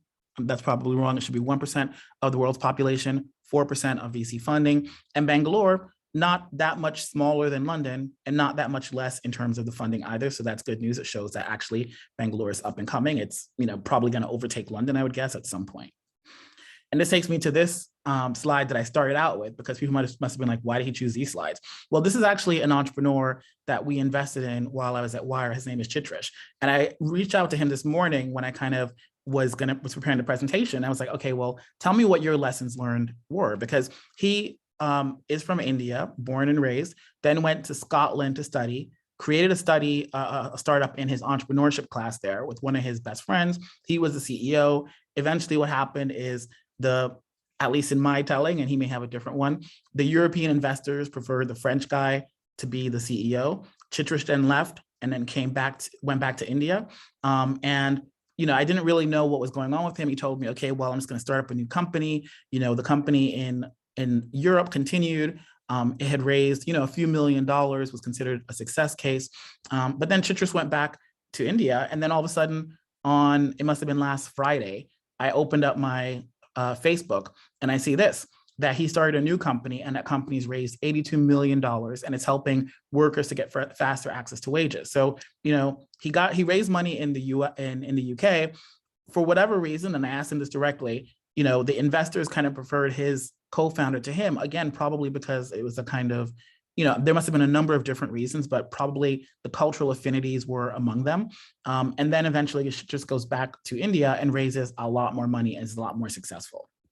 And I think I asked him, like, well, what are the lessons here that you think you would want to share? He said, well, first, that because he'd already done a startup before, he knew what mistakes not to avoid. So just kind of knowing the game and how it's played allowed him to execute more quickly. And then one of the things he also realized is that, it's better to underpromise and overdeliver. So a lot of founders, like myself included, you kind of believe the hype and you want to tell a really big story. But he said, actually better to underpromise and overdeliver. People will appreciate you more. Go after a really big market because that's what excites investors the most. And then get some traction with those early investors. Get some numbers that show some sort of validation. And then the last bit is kind of what I hinted at before. As I put it to him, the grass is not always greener. Sometimes it may look like going to, the US or to another market means that you're going to be more successful. In Chitrish's case, it was the complete opposite. Going to the other market meant that he learned some important life lessons that he can then take back home and build a much bigger business, much more successfully, and, feel the love from people who don't view you as a foreigner. And I think, as I think myself about going back to the US, leaving London or Europe after 20 years to go to the US, it's largely for that. You start to realize that it's nice to have people who are rooting for you to succeed and not people who see you as, kind of alien or foreigner in their market. But regardless of where you are or who you are, getting funded is always tough.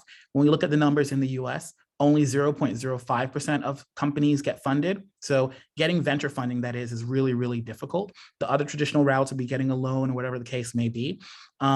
Again, there are only about 34,000 to 40,000 companies that get funded globally in terms of this venture angel game, even though there are more than 580 million companies as of 2017, that kind of we can call entrepreneurs or startups. And again, 50 to 60% of all funding happens in only 10 cities. So the question I started to ask myself, and this kind of leads to the last part of the chat, is what happens if you don't live in one of these top 10 cities, or if you belong to a group that's underrepresented, or if you didn't go to the right school or, come from the right background, or if you're not creating a hot tech startup, like what do you do, right? And I think this kind of goes to a phrase that I heard from a woman called Leila Jana, because she said, talent is distributed evenly, but opportunity is not. And so what I then said to myself is, doing what I was doing, investing in startups and helping them to become rich, helping Telefonica become rich, was great, but I kind of wanted to work on a model that was scalable and inclusive, right? Like a model for 2022, that would change the world. That's what I really wanted to do. And also make a lot of money, because I don't actually think that you have to choose between changing the world and make a lot of money. I think sometimes if you solve a problem for a large community that is relatively ignored by the elites that control everything, you can also make a lot of money, right? So I think if I just think about, like in the case of LVMH or Louis Vuitton, they worked with Rihanna to kind of create a makeup line that was focusing specifically on women of color, because L'Oreal and those other brands, Estee Lauder, were not really catering to that community.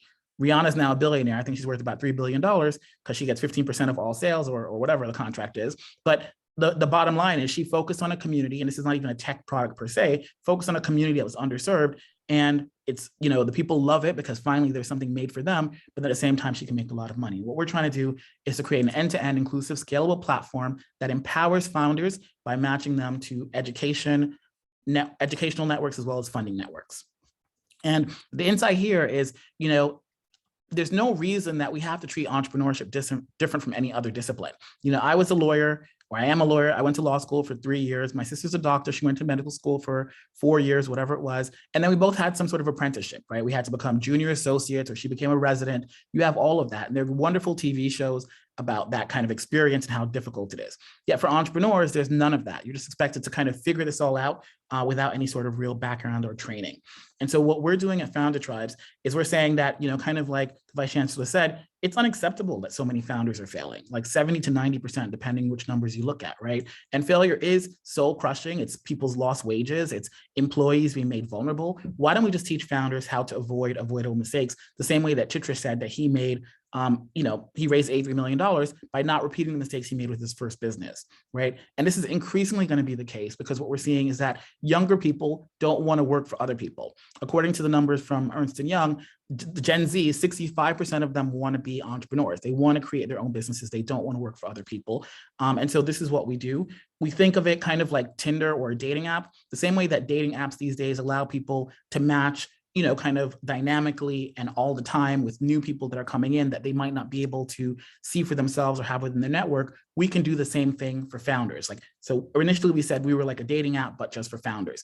All of the different parties that can be relevant to them, once you map them into an ecosystem and you have profiles for them, it becomes a lot easier to then match two people and also to weaponize affinity, which is what we're saying in this slide, which is, if I know enough about you, I say, okay, well, Gary is a Black guy, he went to Yale and grew up in the Bronx, then you can kind of figure out, well, who else kind of within the network maps into that? Because once you have something in common with another person, it's much more likely that you'll want to work together. So Harvard Business Review had a case study, and these are some of the numbers that they threw out.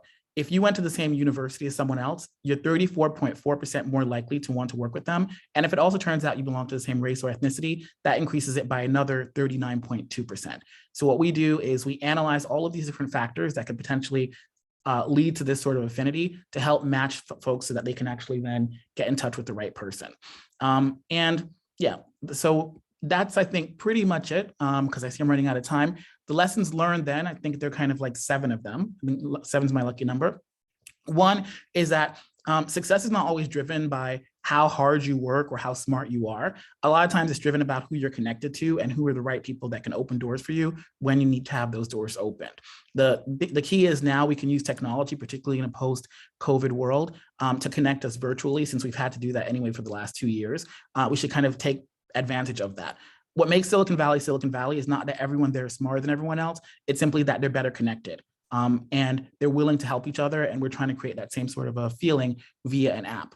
The second thing is the key to kind of really getting someone to back you or to champion you is to have something in common with them. Usually that is the kind of like the glue that makes relationships work. Do you have something in common with the other person such that the other person is actually going to want to fight almost for your success? If we can kind of figure out how that works so that we can use things that currently are used as a disadvantage, such as race, gender, ethnicity, et cetera, and turn those into advantages, then that will be the key to unlocking a lot of success. And I have a really interesting story about how exactly the Indian community in the US kind of became so successful. A lot of it had to do with precisely that pay it forward culture and networking over a number of decades, actually. So the third thing is build your network. In the US, people say your network is your net worth. So really think about who you need to have in your network so that you can kind of really unlock your dreams. A lot of times, no one can do it by themselves. You're always going to need someone else to help you. So make sure that you're always paying it forward and helping other people so that when the time comes, those people might also be willing to help you. If you start a business, know and hit your KPIs. So know what your metrics are, or kind of like what success looks like. And when you're telling it to other people who may be your investors, your family, whomever, your employees, try to underpromise and overdeliver. As you are hiring people on your team, if you get to move beyond being a solopreneur, only hire problem solvers who have an entrepreneurial mindset for your team. One of the things I found when I kind of worked for 10 years for a corporate and then came back into entrepreneurship is that it's a lot easier to talk about entrepreneurship than to be an entrepreneur. Experience and attitude matter, and entrepreneurs are the bravest people in the world, and it's not an easy gig. So to really try and focus on people who have real experience and the right attitude. Sixth, like Chitrish, if at first you don't succeed, try again. He tried with his first company, raised a couple million, kind of then got told he didn't have the right traits, whatever the case may be, came back to India, just finished raising an $82 million round, right? Less than 2 years after starting the business. So, that leads to the last point, that the grass isn't always greener. Even if you are in a quote unquote smaller market, that doesn't necessarily mean that you are less likely to succeed. Sometimes being in a smaller market when it's your home market actually makes it easier. So those are the points I wanted to bring up, hopefully within the time. Oh yeah, this is the last bit about we raised from some people, kind of skip that. And if you kind of want to stay in touch, here are my contact details. Always happy to chat, particularly with anyone that's really about kind of making sure that both opportunity and talent are distributed evenly, and that we kind of move away from a world where it matters so much where you live, what you look like, or which family you come from.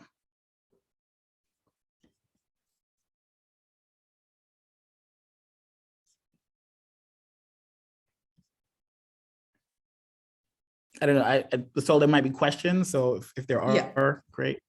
Yeah, thank you, Gary. Thank you so much for that profounding talk. We'll take a few questions from the audience, if you don't mind.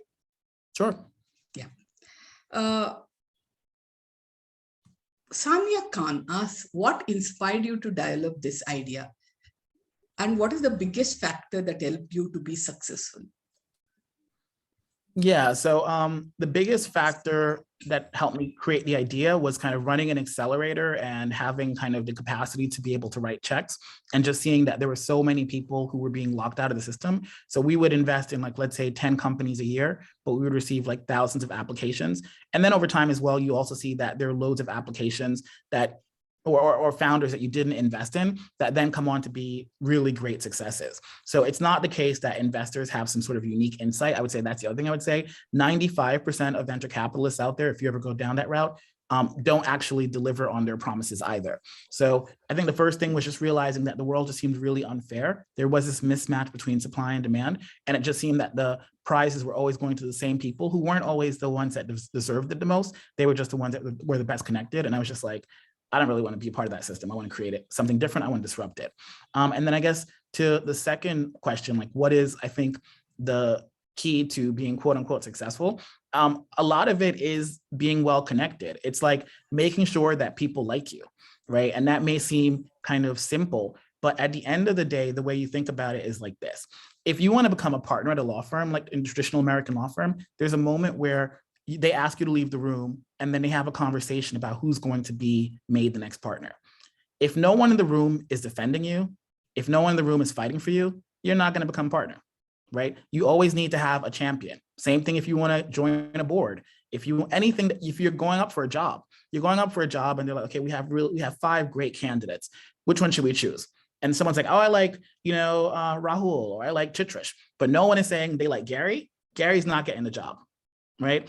So the way the world works is that, like, yeah, you have to be really competent to get to a certain point. But then once the door's closed and decisions are being made, honestly, a lot of it then depends on who is in your corner.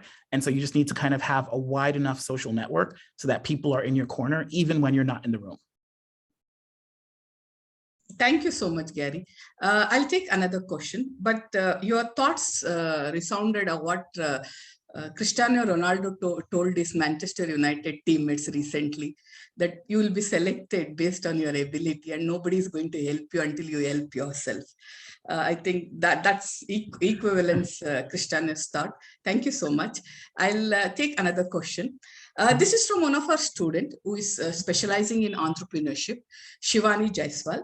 She says, can we say IT company and cybersecurity will go against each other in upcoming years? Then who will win the game?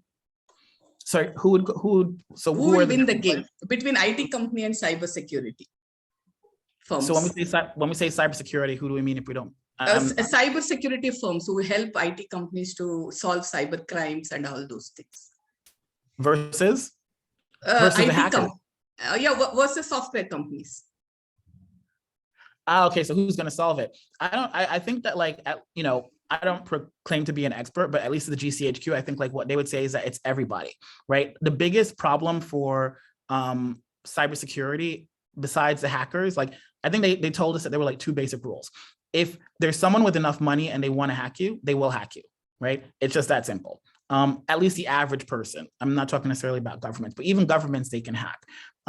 For the majority of us, like the thing that we have to do are stuff like software updates, all that stuff that like what Google is telling you to do, you need to change your password and stuff like that, even though it's annoying. So I think that the software companies and the kind of notification systems and the nudges and all of those things have a huge role to play. But then there's also a part that like you just need to kind of educate more generally the average consumer. So, you know, at the beginning, before I was working at the GCHQ, I wouldn't do any of that stuff, the two-factor authentication, you know, I didn't know what any of this stuff meant. So there wasn't enough kind of education as to like, why am I being asked to do something that seems really annoying?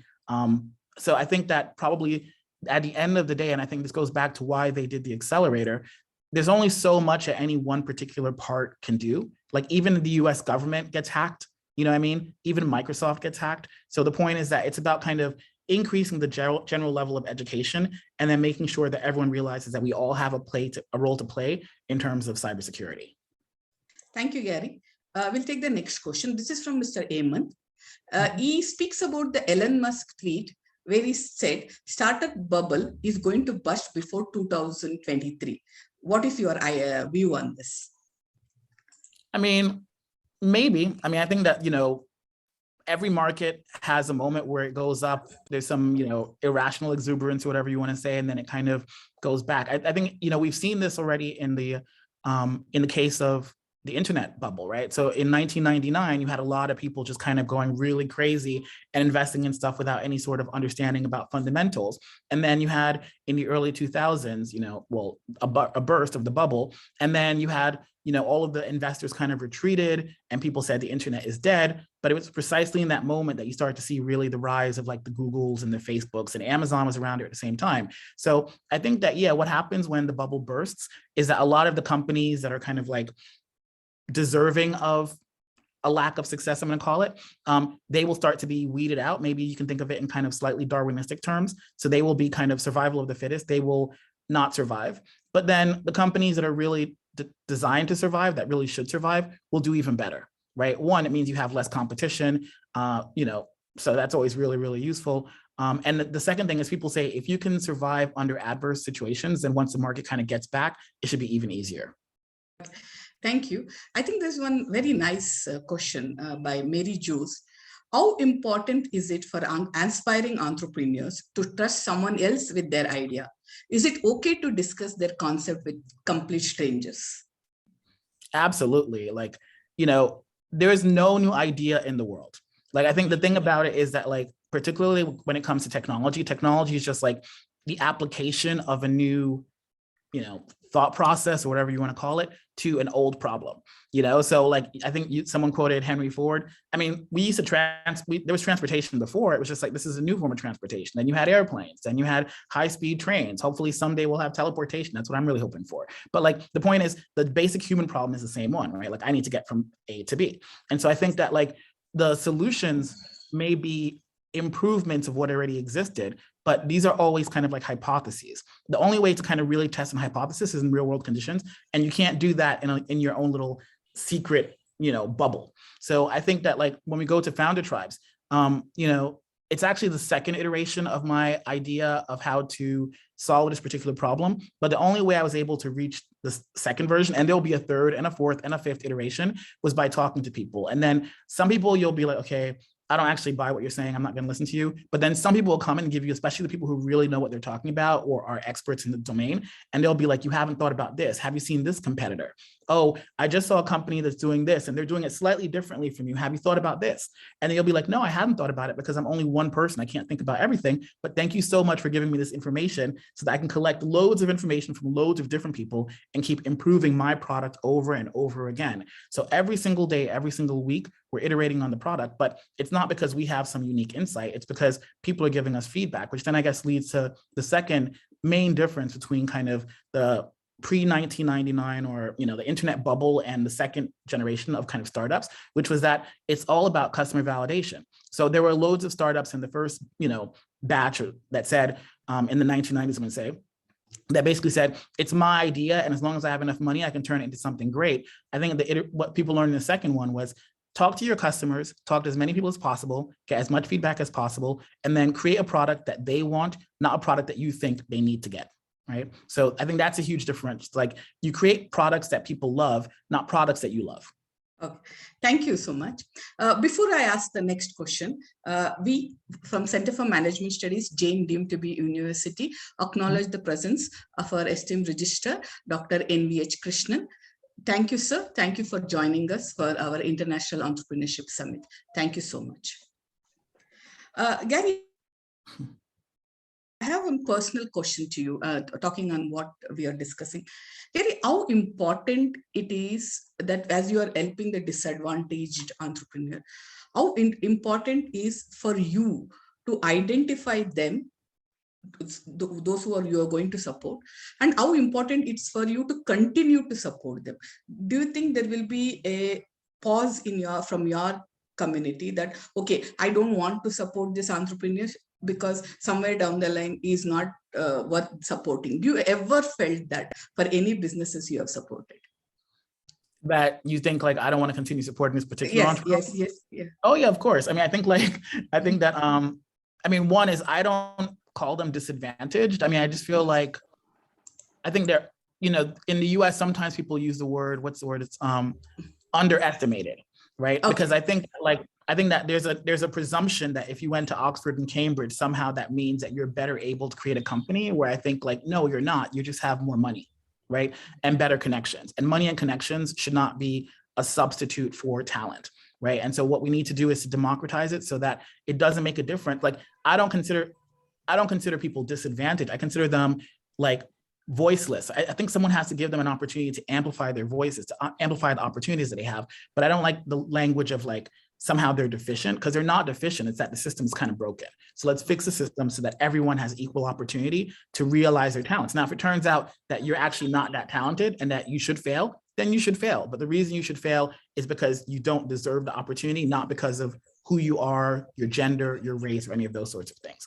And then I think along those same lines, if I see founders that like don't want to pay it forward, they're selfish, they just kind of like take, and they don't give ever, then yeah, I'm happy for them to fail. Because at the end of the day, the way the system works is it has to be give and take, like, and it's the same thing with like any sort of relationship. If one party is always taking and never giving back, then there's going to come a point where you just cut them off. And so that's, I think, I just treat like any other relationship. Like if someone's a parasite, effectively, it's not a symbiotic relationship, then you just need to cut the barnacle off. Okay, I think this answers brought a lot of smiles to our student coordinators. Okay, yeah, thank you so much. There's one more question from my colleague, Professor Mithun. He says, what's your message to younger generation to sustain their energy to start, especially during testing times like now, post-pandemic, and when they have financial difficulties? Yeah, so I think the financial difficulties bit is the hardest part, right? Because I think, like I said before, most of the best companies were usually created in times of adversity, right? Like the Googles, the Facebooks, the Microsofts, like, well, I don't know about Microsoft, but like, yeah, they were in the 70s as well. So it's like, there's always something that's going wrong. And I think that good entrepreneurs don't think of problems as deal breakers. It's more like an opportunity, right? Like, I almost think like, to be an entrepreneur, or at least kind of like certain sort of entrepreneur, you almost have to believe that you can do the impossible anyway, right? Because if you look at the numbers, they're so scary. Oh, you're going to die. Everything is going to fail. Everyone is like, why don't you just get a real job? So you have to have this like suspension of disbelief that allows you to think, I don't care what people say, I'm gonna do it anyway. So I feel like that's not the hard part. The hard part is the money, right? Because you might want to suspend disbelief, but if you can't pay your bills, then that makes reality come into, relief very, very quickly. So I think that like the big challenge is making sure that, yeah, what was it? There's $643 billion that are going out there for startups. That's more than enough money to invest in loads of different companies. And that's not even accounting for the money that the banks have, right? Like I think I saw globally that banks put another like almost $4 trillion to small businesses around the world, right? There's loads of money for startups. I think the question is like, how are they allocated? If it's allocated in a way where you have to know someone in order to get your foot in the door, then that may be an unfair barrier. And I think that that's what we need to remove, but there's no question. I think I read, CB Insights says that 38% of startups die. The number one reason is because they run out of cash. So running out of cash is definitely a problem. And so what people should be focusing on is how to get cash into the hands of startups. Don't tell them anymore that you have a bad idea. That may be true too, but that's not what's going to kill them. What's going to kill them is that they run out of money. Gary, which country do you think has the best support system for startups right now? America. That's why I'm going back. Yeah. I mean, I think that what you have is that you have a university like Stanford that, you know, is really supportive of entrepreneurs, super well connected to the investors, many of whom went to Stanford, you know, as we saw in the statistics, right? Like most of them went to like Stanford, Harvard, and Yale. So you have this kind of like ecosystem. Then you have the founders who are all moving there. And then you have the corporates, the big tech companies that actually believe in entrepreneurship because they were entrepreneurs themselves and they have that same sort of culture, which then means that there's a huge amount of talent kind of in that same location, people leaving from one day to go from Snapchat to TikTok to whatever the new company is. And you then have like a kind of real depth of experience like that you don't have anywhere else in the world, maybe in India, but definitely not in the UK from my experience. So if you want to build the next TikTok in the UK, like where are you going to get the talent from? Like who here has built the last TikTok? You know what I mean? So it's kind of like, that's what makes Silicon Valley so interesting. But I think on top of it is that like people are genuinely willing to help you. So, you know, when I ran Wire, and you saw from the pictures, I got to meet lots of cool people, invested in lots of startups, helped a lot of people. When you then pick up the phone and you're like, okay, I'm starting my company, can I talk to you? People get like real funny all of a sudden. It's kind of like, because it's so transactional, I think here, that they're kind of like, they don't want to help you, right? Unless you can help them immediately. Even if you have helped them, they don't want to help you. Contrast that with the US, where I haven't lived for about 20 years. And I just went back to teach at Yale, and I just reached out to people and they were all like, okay, you have half an hour of my time, you have an hour of my time. And they're really trying to help you. They're like, okay, have you thought about this? Okay, I'll put you in touch with that person. I think that pay it forward culture, and Americans describe it this way. They're like, you never know if that person you're talking to is going to be your boss someday. So you might as well be happy because you know that someone can come from nothing and become something tomorrow. So he might look like Mark Zuckerberg today, this little punk kid with a t-shirt, and tomorrow he's running Facebook, or Larry Page and Sergey Brin, they look like these random nerds. And tomorrow they're running Google, or Elon Musk, this random person from South Africa. Then all of a sudden he's the richest man in the world. So you're always like trying to keep the door open and not be a complete a-hole, right? But I think that like in other cultures, that pay it forward culture isn't there. People are like very hierarchical and transactional. And I think that that then means that if you're not willing to help me and we're not helping each other, then we're not going to ever succeed, which I think kind of goes to what I was saying at the end of the chat about Indians. You know, when I went to the US, I was kind of in San Francisco, and I was with this guy named Steve Blank, who's a big name in Silicon Valley. And I said to him, you know, do you think the Brits are successful here? And which group do you think is really successful? He's like, the Indians. It's like, why? He's like, they've been having conferences every year for like the last 20 or 30 years, and everyone helps each other. And I'm like, I think that sort of glue then explains why you have people, you know, running Apple, so starting at Apple, like Microsoft or Google or whatever, who have Indian descent. It's because those people are standing on the shoulders of the people who came before them, who were networking and laying the groundwork so that like now the Indian community can represent itself well in the US at the very highest level, at the very highest tech companies. It's to their own kind of contributions, but then it's also based on an entire culture and an ecosystem of people who are there to benefit them. And I don't think you see that in a lot of other places.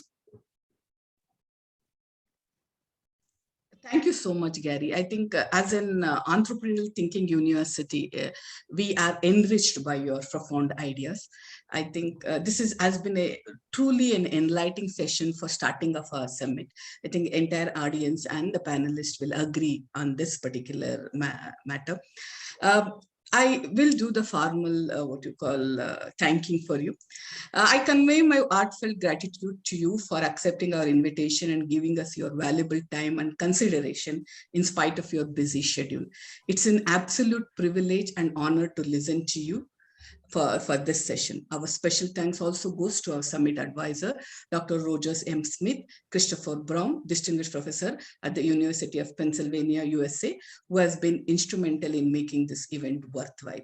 Thank you, Gary. On a personal note, rather than this formal invite, it was immense. I think my colleague Mithun Kumar, who is attending this event, we both teach finance for entrepreneurship.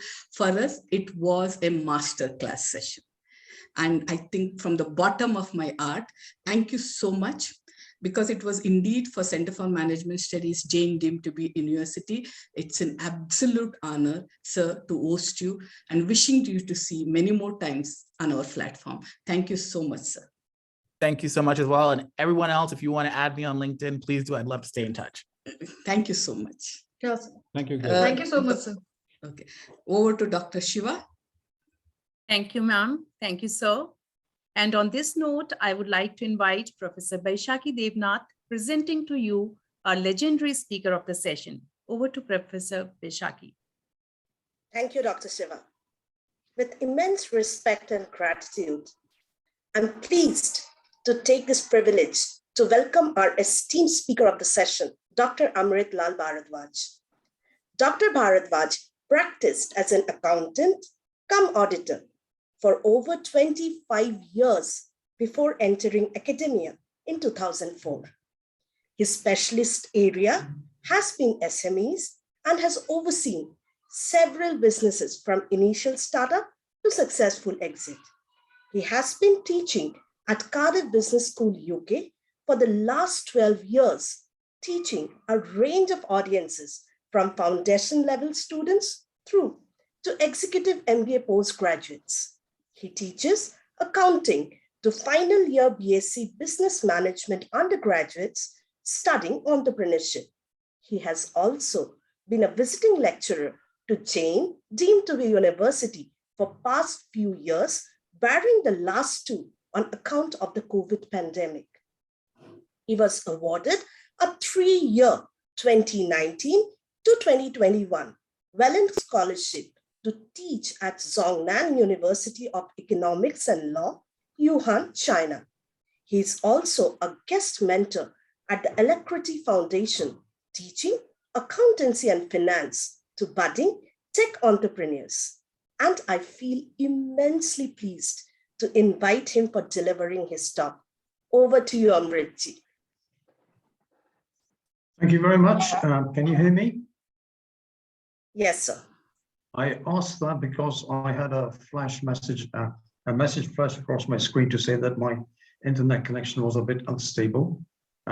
So if you lose me, don't panic. I'll try and reconnect as soon as possible.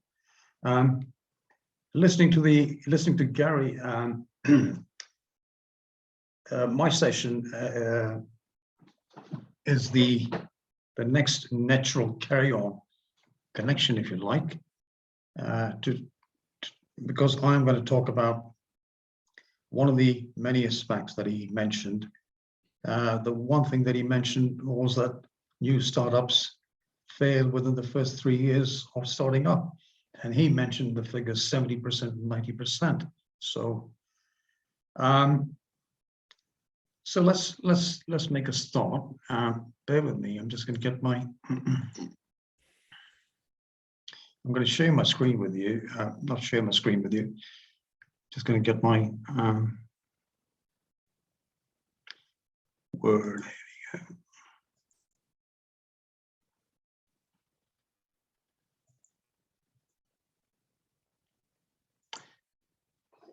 go. Okay, let's start. Firstly, a very warm namaskar to all of you. The gist of my talk is going to be about how a banker or a business angel is going to evaluate a business plan. Now, for the sake of the budding audiences, budding entrepreneurs in the audience, I want to assure them that this talk is not about discouraging you in any way. in your proposed endeavors, but simply to point out the pitfalls that you will come across and need to avoid on your entrepreneurship journey. Now, the first part of my talk, I will give reasons and explanations as to why 70 to 80% of new businesses ventures fail within the first 2 to 3 years of starting up. Gary mentioned the figure of as high as 90. This varies from country to country, but nevertheless, it's a fact that a very, very high percentage of new startups fail. Now, if I say 70 to 80% of new businesses fail, I could rephrase that and say you only have a 20 to 30% chance of success, which can be quite frightening and quite discouraging.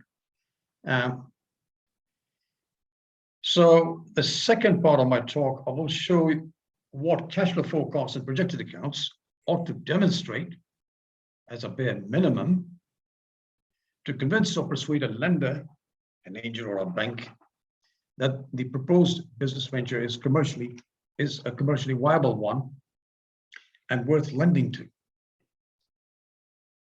I will conclude by some observations about the current COVID pandemic and followed by questions and answers.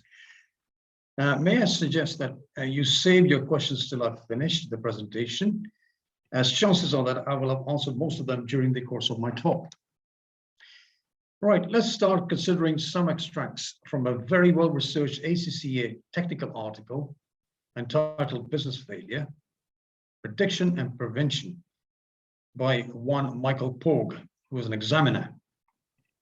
Now, what he's done in this article is he's summarized various sources that have been published on the subject of business failure since the early 1970s. And therefore, what I'm about to tell you is grounded in solid empirical evidence. So why do so many new startups fail? Let's consider some of the symptoms of business failure. There are many lists, and the UK insolvency website lists 65 reasons. Inter alia, amongst them are, now let's go through the list slowly. Failure to focus on a specific market. Why? Because your market research for your product or service was very poor. Your failure to control costs ruthlessly, careless spending. Lack of skills in the management team in the core areas of finance, legal and marketing, also referred to as lack of management in depth. Then there's creative accounting, which is plainly fraudulent. Then you have accounting deficiencies in that there is no budgetary control, no cash flow plans, no costing systems. However, the ultimate reason for business failure is poor leadership. Now, I'm not going to talk to you about leadership today. That's a separate topic in itself. However, I'll try and give you the gist of what good leadership is. Leadership is the most important single factor in determining business success or failure in a competitive, turbulent, fast-moving economy. And that's what's said by Brian Tracy, a business guru, who's a very elderly gentleman who's been around many, many years. You can YouTube it. YouTube his lectures, absolutely brilliant. Written a lot of books which have been translated into many languages. So Brian Tracy is worth looking up. Now, business leadership is about taking financial responsibility, conducting sound financial and research, and understanding the unique financial dynamics of one's business. That is, you must know the dynamics of your particular venture. What will make it tick? Leadership is also about taking initiative, taking action, getting things done, and making decisions. And if you're not doing anything of significance to market and promote your business, you are heading for business failure. You must know the competition. Leadership is about providing value to your customers. If your main competitors are providing a better quality product for a lower price, how can you possibly create any value? So either You harness your strengths to provide different benefits such as speed, convenience, or a better service, lower your price and improve quality, create a different product for an unmet demand, or simply get out of the marketplace. Right, let's also consider a study by an American bank which enlists the main reasons for business failure. Firstly, poor business planning, poor financial planning, poor marketing, poor management. Now, I'd like to throw some numbers at you now. According to this study, in the business planning category, 78% of businesses failed. 78% is almost 80%. Failed due to the lack of a well-developed plan. And as they say, if you fail to plan, you plan to fail. In the financial planning category, 82% of the businesses failed due to poor cash flow management skills. And this is why I'm going to be showing you cash flow forecasts and projected accounts shortly. So 82% of businesses failed due to poor cash flow management skills, followed closely by starting out with too little money. The business was undercapitalized. This is what Gary mentioned as well, at least twice or thrice in his speech, in his lecture. Half of UK's small businesses failed within the first 3 years. Why? Because of cash flow problems. And that's just one reason. Half of them. In the marketing category, 64% of the businesses failed because owners not only ignored the importance of properly promoting their business, but ignored the competition as well, which is really a real shame. And then finally, in the management category, 70% of the business failed due to owners not recognizing their own failings and not seeking help or having sufficient relevant business experience. Oh, my internet connection is unstable, so bear with me, please. If there are any issues, let me know. So as a background canvas to the second part of my talk, I want to introduce you to the 3-year golden rule and the Death Valley curve. The 3-year golden rule is a phenomenon which is as old as the hills, that any accountant worth his or her salt will make a budding entrepreneur aware that no matter what business you are setting yourself up in, no matter what business you go into, this phenomenon happens. You're more than likely to make a loss on the first year of trading, break even in the second, and possibly make a profit in the third year. If we could make huge profits in the first year, we wouldn't be wasting our time at university, but we'd be out in the marketplace making a fortune. Now, this so-called phenomenon happens because in year one, the year in which you make a net loss, you don't have a big enough customer base in your niche market to generate sufficient profits to cover your business overheads. In year two, you will possibly break even because you now have a big enough customer base to be able to just about cover your business overheads. In year three, you establish your footprint in your niche market and have a solid customer base that enable you to make profits. Now, in parallel to the 3-year golden rule, we will consider the Death Valley curve. That I've taken from Paul Byrne's book, Entrepreneurship for SMEs, 4th edition, 2016. I will show you the diagram in a moment. And the vertical axis is in pounds and pence. The horizontal axis is the timeline of your business venture, representing the first 3 years of your life. Now, what you're required to do is to just plan and map it out and to see if your business idea survives the Death Valley alive and above all else is profitable. If it doesn't accept the Death Valley curve alive, please stay in bed. So bear with me, I'm just going to go and share my screen.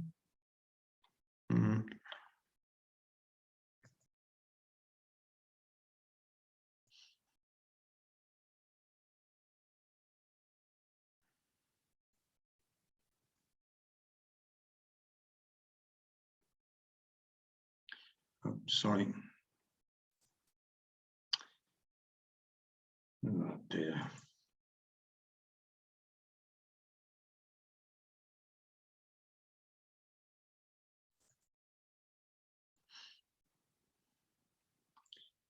Bear with me, sir. I'm just having a slight problem here.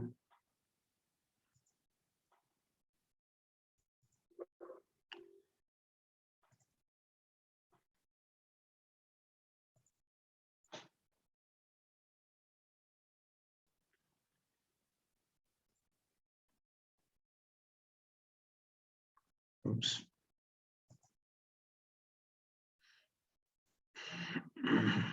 God, I do apologize.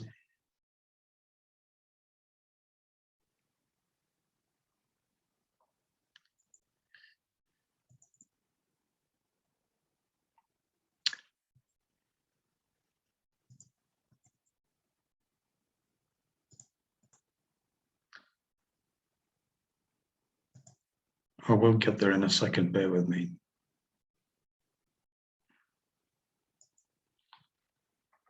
I'm just going to minimize this.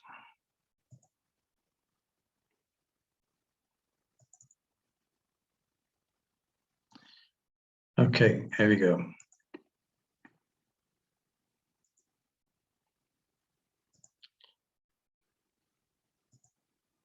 Right, can you see this?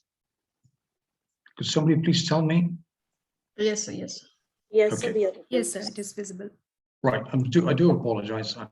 It stays here.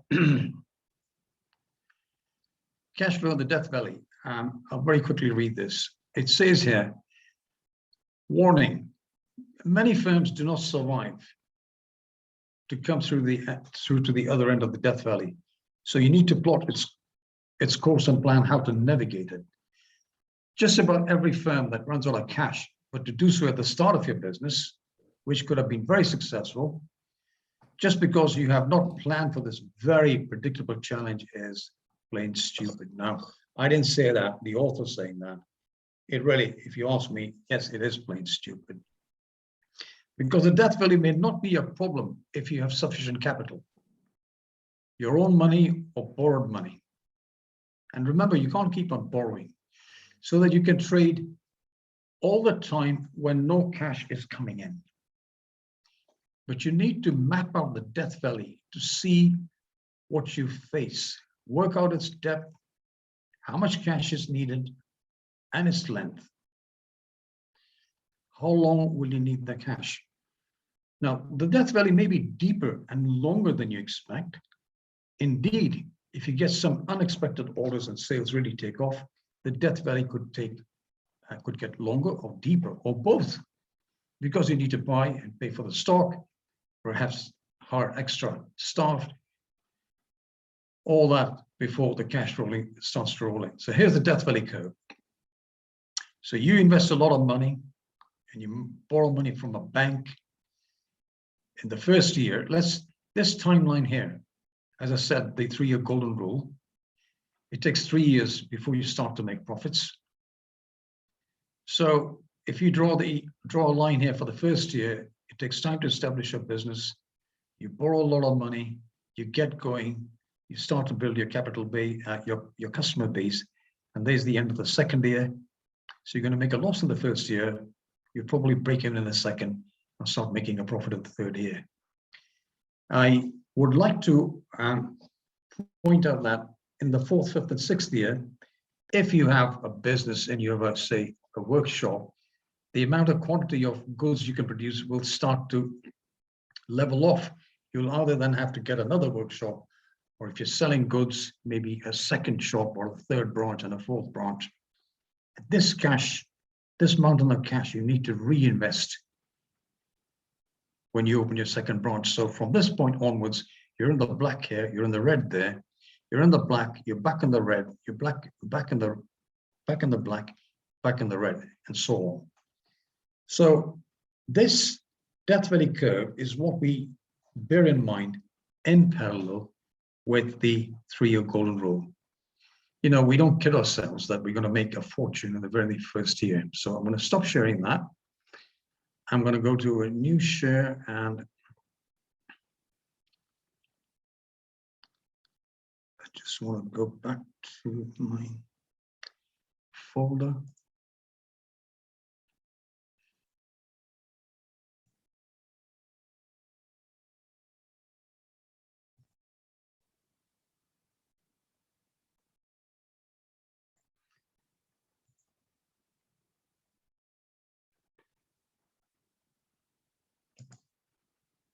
So I'm going to share screen.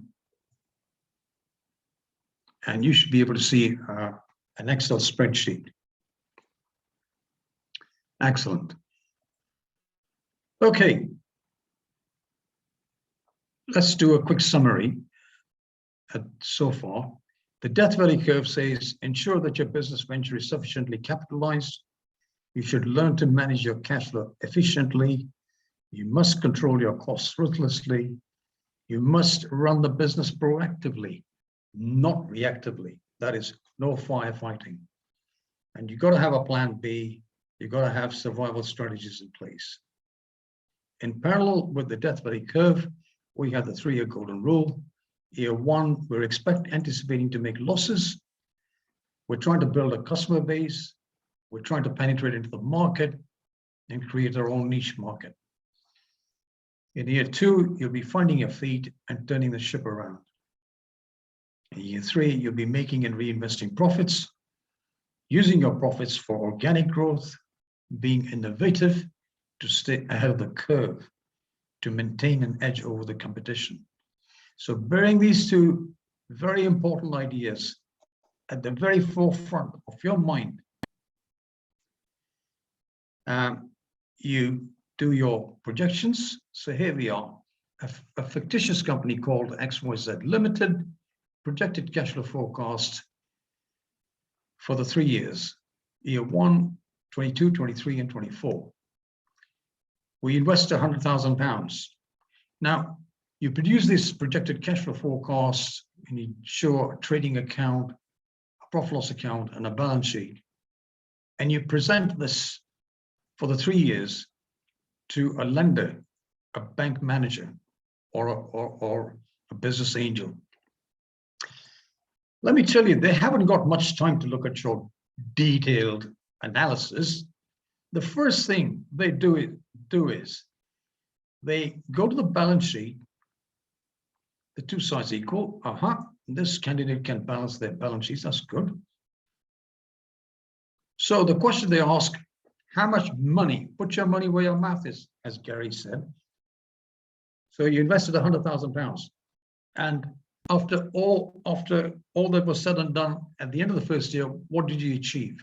Well, I was anticipating losses. I've lost £20,000. The net worth of my business is 80. Where is the 80? Well, some of it is in my fixed assets, some in current assets, but then I owe people for my current liabilities. I only have a working capital of 4,000. And so that number there plus that number there gives me the 80,000. All right. As far as the lender's concerned, the business agent's concerned, he is wondering how good you are, or how viable your business idea is. So you've lost £20,000 in year 1. You're going to carry forward that £20,000 loss in year 2. So there's your share capital again. There's your loss brought forward. But this year, you're breaking even. You made a profit of £21,000 as per your profit and loss account. Okay, fair enough. Which means all that you've done in the second year is generate sufficient profits to recover your losses of the first year. So you net your profits against your losses, and you're left with a very small figure of £1,000 on your profit and loss reserves. So there's nothing much to shout about here either. So he says, what have you done in the third year? Well, in the third year, I started off with £100,000. That's the balance brought forward. I've now made a profit of £45,000 in the third year. So yes, we followed the 3-year golden rule.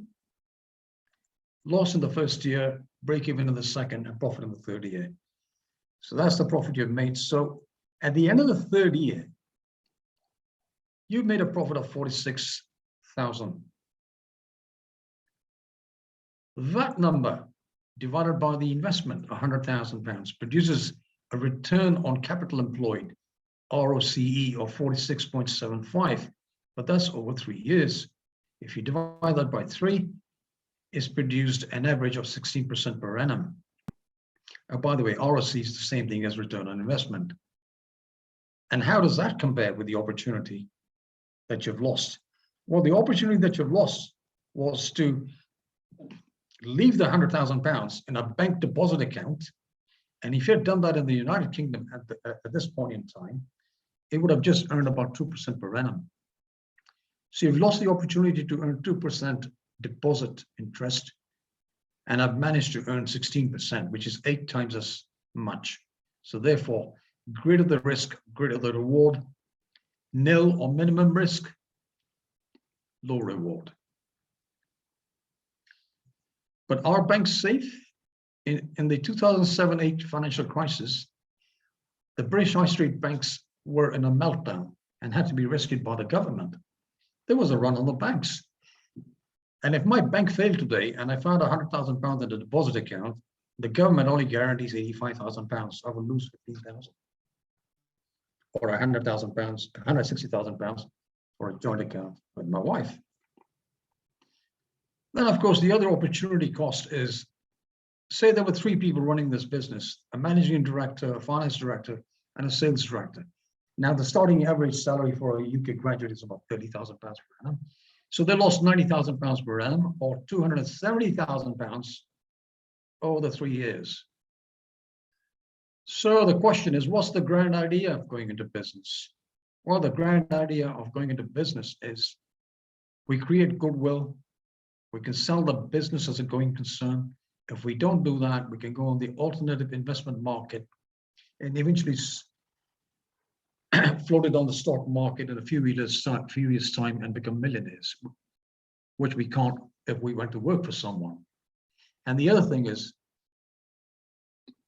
now, if a lender or a business angel looks at this and says, you know what, these guys have got their heads screwed on. They're being sensible. They don't expect losses. They expect losses in the first year. They're expected to break even in the second year, and they're hoping to make profits in the third year. And then upon the closer analysis of the cash flow forecast, well, he doesn't even have to look at that. He looks at the profit and loss account and he sees that you have invested £60,000 in research and development.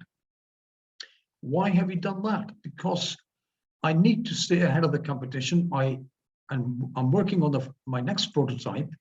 I'm investing £20,000 there, and I'm investing a further £40,000 there on my product development and innovation.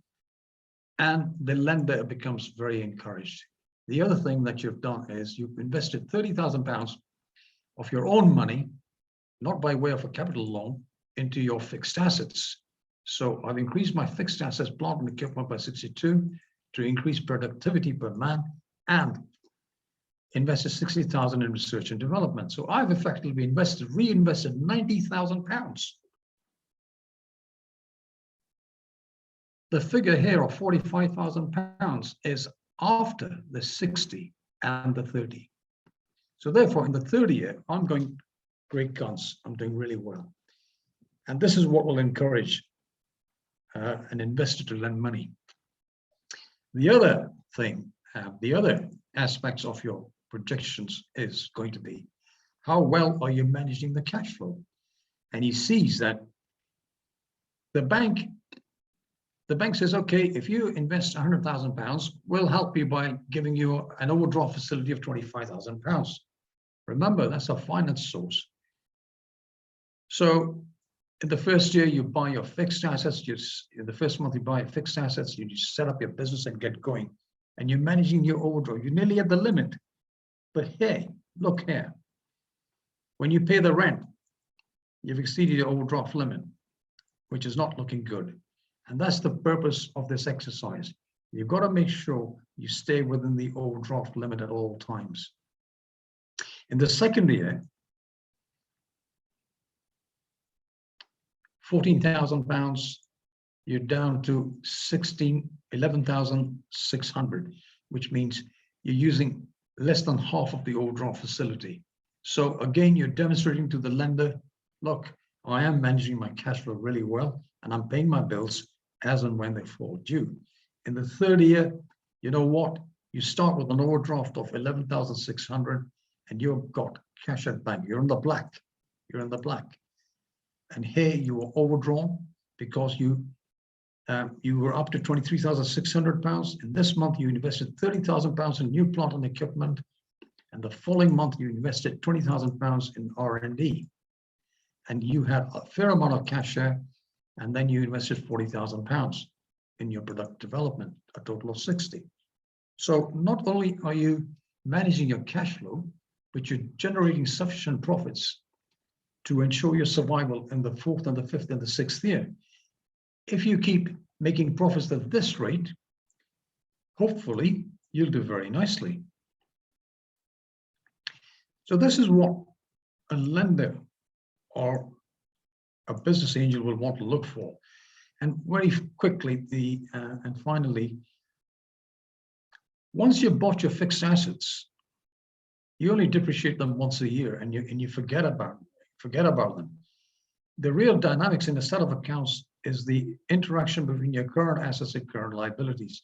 You buy stock, you sell it on credit. When you get the money, you get to put the money in the bank, and then you pay your suppliers and you pay all your other bills. You'd rather have cash at bank or you'll be overdrawn. At any one point in time, the total of your current assets should be greater than your current liabilities. Otherwise, you'll have a deficiency of working capital. In other words, if I owed somebody 100 pounds, I should have 100 pounds in my pocket. 100 divided by 100 is 1. So therefore, the ratio of the current assets to the current liabilities should always be greater than 1. In the first year, we just about have a very meager amount of working capital. In year 2, we have 60,000 over 31, which is twice as much. That looks very nice, very encouraging. In the third year, having made investments, I am doing really well. I've got working capital of 66. So that's how you need to project, you need to do your projections, but the key is your sales figures here. Your sales of $500,000 there, your sales in the second year of 900,000, and in 24 they are 1275. I have a very important question for you. Where do you generate these numbers from? These numbers are generated from your market research. If your market research is unreliable, this is the whole starting point. If this is wrong, everything else is a nonsense. You've got to be absolutely honest with yourselves when you're generating these numbers. So these accounts are a trading account. Am I trading sufficiently to generate? Sorry, let's go back to 2.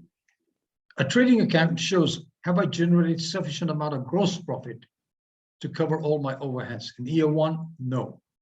I'm 20,000 short. In year 2, my P&L,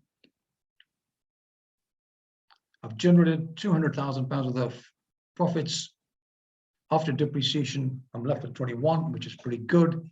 Year 3, I've generated almost 300,000 pounds and made a profit of 45, having spent 90,000 pounds on reinvestment and product development. Now, I've kept it simple now, and I want to stop the share and show you one other cash flow, and bear with me.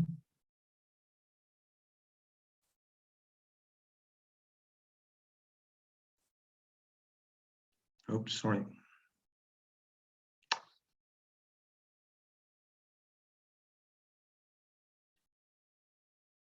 Open with Excel.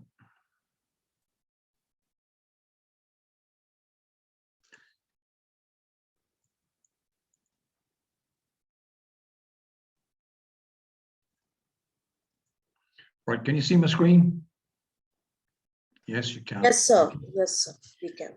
Okay, This is another set of cash flow statements for a fictitious company for 22, 23, 24. Most of the accounts, tax computations will ignore that. When you do a projected cash flow forecast, your lender or the business angel is not a mind reader. You need to hold their hand and talk them through. So if you say turnover, C note 1, 60,000, he or she should be able to go to the notes and say, intended to commence trading as from January 22, sales will increase by 5% on the previous month. Okay. So what is warranty income? We will sell a no quibble guarantee equal to 2% selling prices at the time of sale, and so on. So what you have to do is guide your reader line by line. £100,000 ordinary share investment. So what's number 4? Group members will raise the initial startup capital by issuing $25,000 each. And note number 5 says we need a bank loan of £50,000 to part finance the purchase of fixed assets as well as an overdraft facility of £80,000 to meet our working capital needs. The bank will thus match our investment on one-to-one basis. So £100,000 and so on and so forth. So my money, the bank's money, plus the bank overdraft here. And you see straight away from my cash flow, I am bringing reducing my overdraft in leaps and bounds. I've got cash at bank at the end of the second year. At the beginning of the second year, and towards the end, they have got to £77,000, £74,000. I'm overdrawn from 76 to 36. Why? Because I'm investing £100,000 in research and development, another 100,000 there, 200,000. And I've got cash at bank. So I'm managing my cash flow very well. Again, I've got almost £200,000. I'm investing 250. And I've got cash at bank. So cash flow, I have mastered my cash flow. What about the 3-year golden rule? Well, here we go. In the first year, I invested $100,000. I lost 17,000 and I was worth 82. But the bank gave me long-term finance, and with the help of my current liabilities, I was able to trade on. But my net worth is only 82. In the second year, I turned the ship around, I made a profit, and I've just about recovered my investment. In year 3, I made a profit of 60,000, and I made 50,000 over the 3 years, which gives me about 17% per annum return on average. In each of the 3 years, I have reduced my bank loans to 26, and gradually I'll pay them off. Now, what I'd like to point out is that under the International Financial Reporting Standards, we do not have a trading account, profit and loss account, and a balance sheet anymore. It's all being changed. It's now called the trading account, and the profit and loss account has been amalgamated, and it's called the Statement of Comprehensive Income. So it's the same turnover. This is your trading account, and then you have your overheads, admin, selling, finance, and depreciation. Now, remember, in your cash flow, you need to give the detail of what is it, what constitutes your administration cost, selling, finance, and that's the first year. And the second year is admin, selling and distribution, and finance. So instead of the balance sheet nowadays, again on the IFR, International Financial Reporting Standards, a balance sheet is now called a statement of financial position, as I'm sure you probably know. The difference between this format of accounts and the one that I was showing you earlier is this. On the one side, they have fixed assets, which they call the non-current assets, and the current assets, and that's the total of the balance sheet. And on the other side, What we're showing is those assets are funded by us, the bank, and current liabilities, and we come to the same number. The disadvantage here is that this balance sheet doesn't show you what the working capital is, whereas under the format that I showed you, you know what your working capital is. And working capital is one of the key numbers, a key accounting ratio.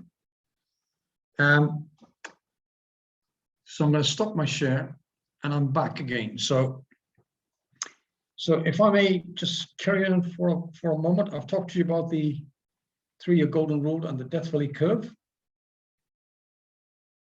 So I want to rephrase this or emphasize this again, that the numbers that you input in your projected cash flow forecasts and projected accounts will be a reflection of your integrity, in that you are being absolutely honest with yourself and not kidding yourself.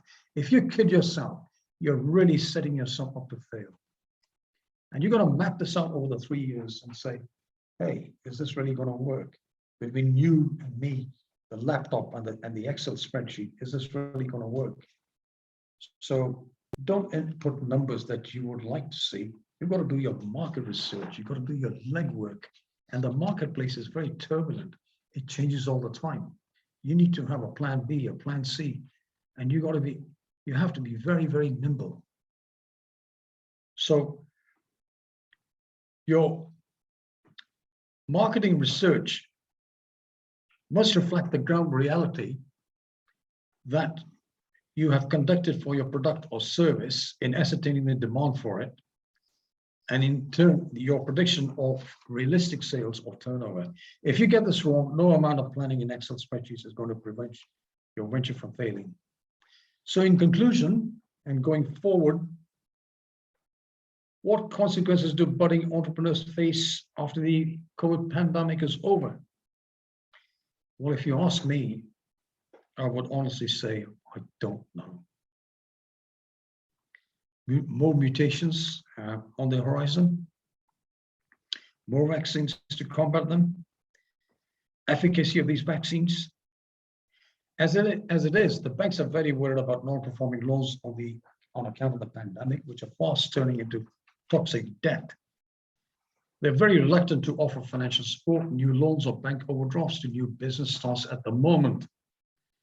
The UK government and most Western economies have paid salaries and wages via the furlough scheme, but that cannot go on forever, indefinitely. And at the end of the day, we have finite resources, and we cannot go on printing money as if it were confetti. And by the way, the COVID-19 is a black swan event, which means a black swan event is an unpredictable event that is beyond what is normally expected of a situation, but has potentially severe consequences. Now, black swan events are characterized by they're extremely rare. They have a severe impact, and the widespread insistence, they were obvious in hindsight. This was partially true of the UK. A government audit had warned months in advance of the pandemic that the country was not ready to deal with a pandemic of this nature. The government said thank you to the auditors and then very carefully filed away the report and forgot about it.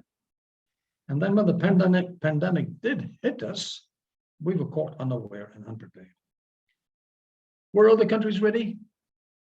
You might like to reflect on that. Were we complacent? Perhaps we were. But then hindsight is a wonderful thing. We're always wiser after the event. The financial crisis of 2007 and 8 was also another black swan event, and that was brought about by high risk and high return banking models, and had been predicted by a few whose words had fallen on deaf ears. So haven't we been here before? And will we learn from our past experiences? Thank you for listening. Any questions? Thank you. Thank you so much, sir, for bringing in your expertise and experience before us. It's been indeed a pleasure listening to your profound knowledge and thoughts. We definitely have some questions from our participants. And the first question, yes, sir? One minute. Amrit, this is Dinesh. Hi. Namaskar. Namaste, namaste. And namaste to Neelam ji also. Sure. She's watching at the moment. Yeah, I saw her. Yeah. Okay, Baisakhi, go ahead. Thank you, sir. Thank you. Thank you, Dinesh ji. I do look very different from my husband, I have to say.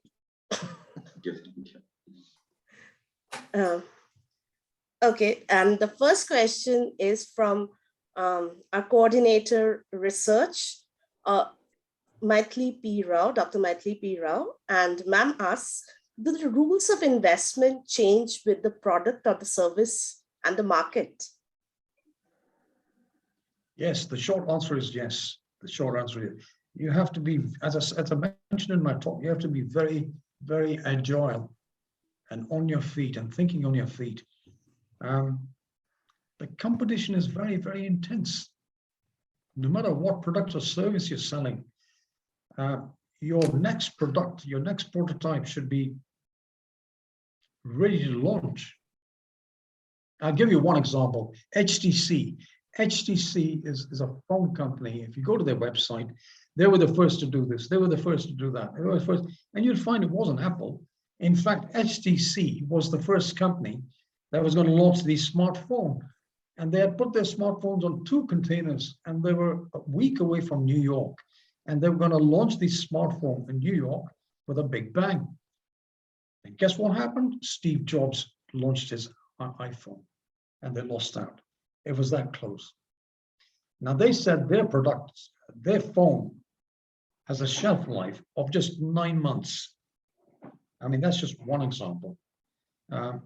The moment you bring something on the market and the competition is watching you like a hawk, they'll undercut you on price and quality. So I hope that answers the question. Yes, sir. Thank you. Moving on to the next question. This is from one of our participants who says, most startups in India are burning cash, but are being supported by venture capital. Is the logic sound? Paytm, which had an IPO recently and valuation is down by 50%, for example, he says.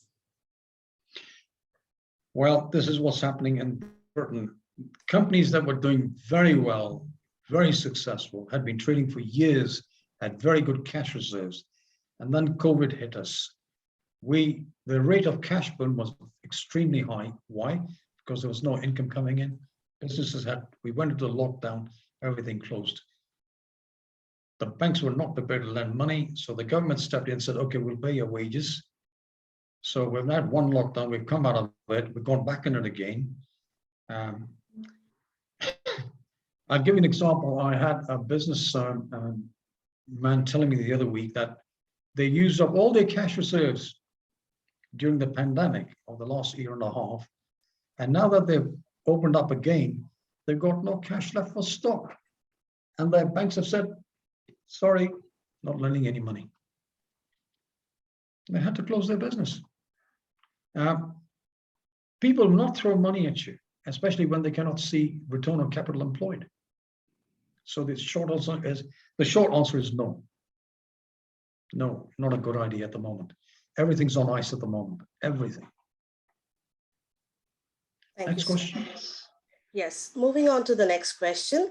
Sir, this is again from another participant of ours. He says, is operating profit more important or growth rate in revenue for a startup? And is there something I trade off between them? If you noticed in any of I did not mention turnover in any of my projections. People think, oh, in the last example I showed you of my projections, the turnover was, I don't know, 1.5 or 2 million. I did not even mention it. You can have a company like, dare I say, Air India. You can have a turnover of millions, but what's your net profit? 0. You got negative returns. So, do I invest £100,000 of my money in a restaurant or a light engineering company or something else? I am looking at the return on every single pound. I don't care what the business is. I don't care what the turnover is. I'd rather invest in a small shop, which gives me net profits, rather than investing millions in a big business, which is giving me a net loss of millions every year. That would be irrational. We must get away from this thinking of fantastic turnover, and fantastic gross profit. Yes, but what's your net return? Having recovered your depreciation. Thank you, sir. There is a question from our student Shivani Jaiswal. She asks how the market will welcome India's independent cell phone. You're asking the wrong guy, but all I can tell you is I've got to be very careful what I say here. Ever since Modi ji became a prime minister, he's put India on the map. Gary said Bangalore is about to overtake London for attracting venture capital. In my previous conference talk, I was talking about foreign direct investment in India. India is going places. She is going places. In the next 5-6 years, I think we'll do phenomenally well in every aspect. And we're not short of talent. I mean, look at Jain University. You've got all these clever people there. And our management institutes are also fantastic. I mean, they produce the brightest of the bright, and sadly, they go to the States and they run all the top 10 American companies. And if you look at Britain, I mean, again, Gary mentioned this, Rishi Sunak went to private schools. He had a very good education. He's become the Chancellor of the Exchequer. And then we have Priti Patel as our Home Secretary. You know, the two most key powerful positions in government. So you don't mess with Indians. Right, sir. So I have a question from Dr. Muhammad Shehzad Hanif, who says, sir, every business in the post-pandemic era is working to go online. Will you please advise how to plan that? And should it be universal to all startups? No, we just don't know. We don't know. What I do know is online teaching is not working at universities. Last year, almost a third of our students wanted to quit their courses because they did not like being educated online. I don't know what your experience is. I certainly don't enjoy teaching online because I just feel I'm talking to a brick wall. I've got, what, 526 participants. You know, I can't gauge the body language to see what level of interest they have in me, whether they're sitting there yawning or whether they're even in the room. So some businesses, yes, you can do online. Consultancy work, yes, you can. If you're selling merchandise, you know, goods and services or whatever that you make, you have to have a presence. All right, we don't need to have a bricks and mortar presence in the high street now, because you can order everything from Amazon. And if you don't like it, you can send it back, which is great. You know, shopping malls may have a limited life. I don't know, but it's good. I'm sure you enjoy when you go shopping for a new sari. You want to go to a shopping mall and try it and look at 50 other. It's not the same experience online. But then that's my personal point of view. I could be completely wrong. I mean, I certainly don't go out to bookshops anymore. I buy them online. It saves me driving 18 miles into Cardiff, parking my car, walking through the rain into a shopping mall, finding a bookshop, and then being told, oh, it's not in stock. So what's the point? And then 18-mile round trip back. So it's just a complete and utter waste of time. So it would, online business will work, pandemic or no pandemic, yes. Things are going to change. Things are going to change. Thank you, sir. The next question from one of our participants is, the net worth of many companies has grown tremendously. Was Black Swan event of COVID a boon or a bane? It's a wake-up call. Don't be complacent. You can trade for 20, 30, 40 years. And I can tell you this, you're only as good as your last month. If your bank has to return your checks or fails to pay your standing orders, because there were insufficient funds in your account, they'll call you in and say, hey, we've given you an overdraft. If you don't behave or manage this properly, we're going to call in the overdraft, and they can. This is why overdrafts are a current liability, not a long-term liability. You know, so never, ever, ever be complacent. People can put you out of business in next to no time. Always watch the competition. Next question. Yeah, thank you, sir.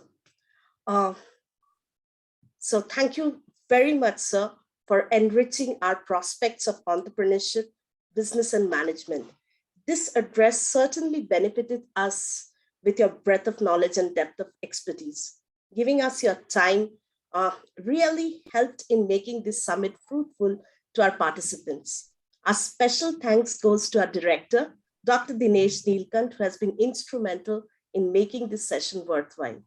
Thank you once again. Thank you all. Thank you for having me, and Jai Hind. Namaskar. Thank you so much, sir. Thank you so much. Over to Dr. Shiva. Bye-bye. Thank you, sir.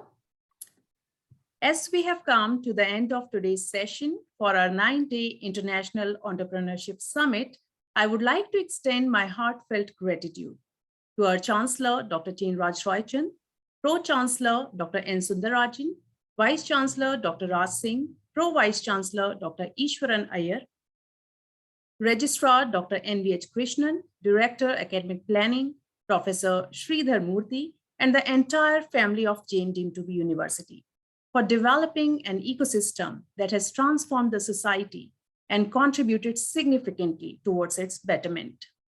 I thank our esteemed director, Dr. Dinesh Neelkant, Center for Management Studies, Jain deemed to be University, for his overwhelming support and golden words of advices in our endeavors, and for inspiring us with his mentorship and guidance.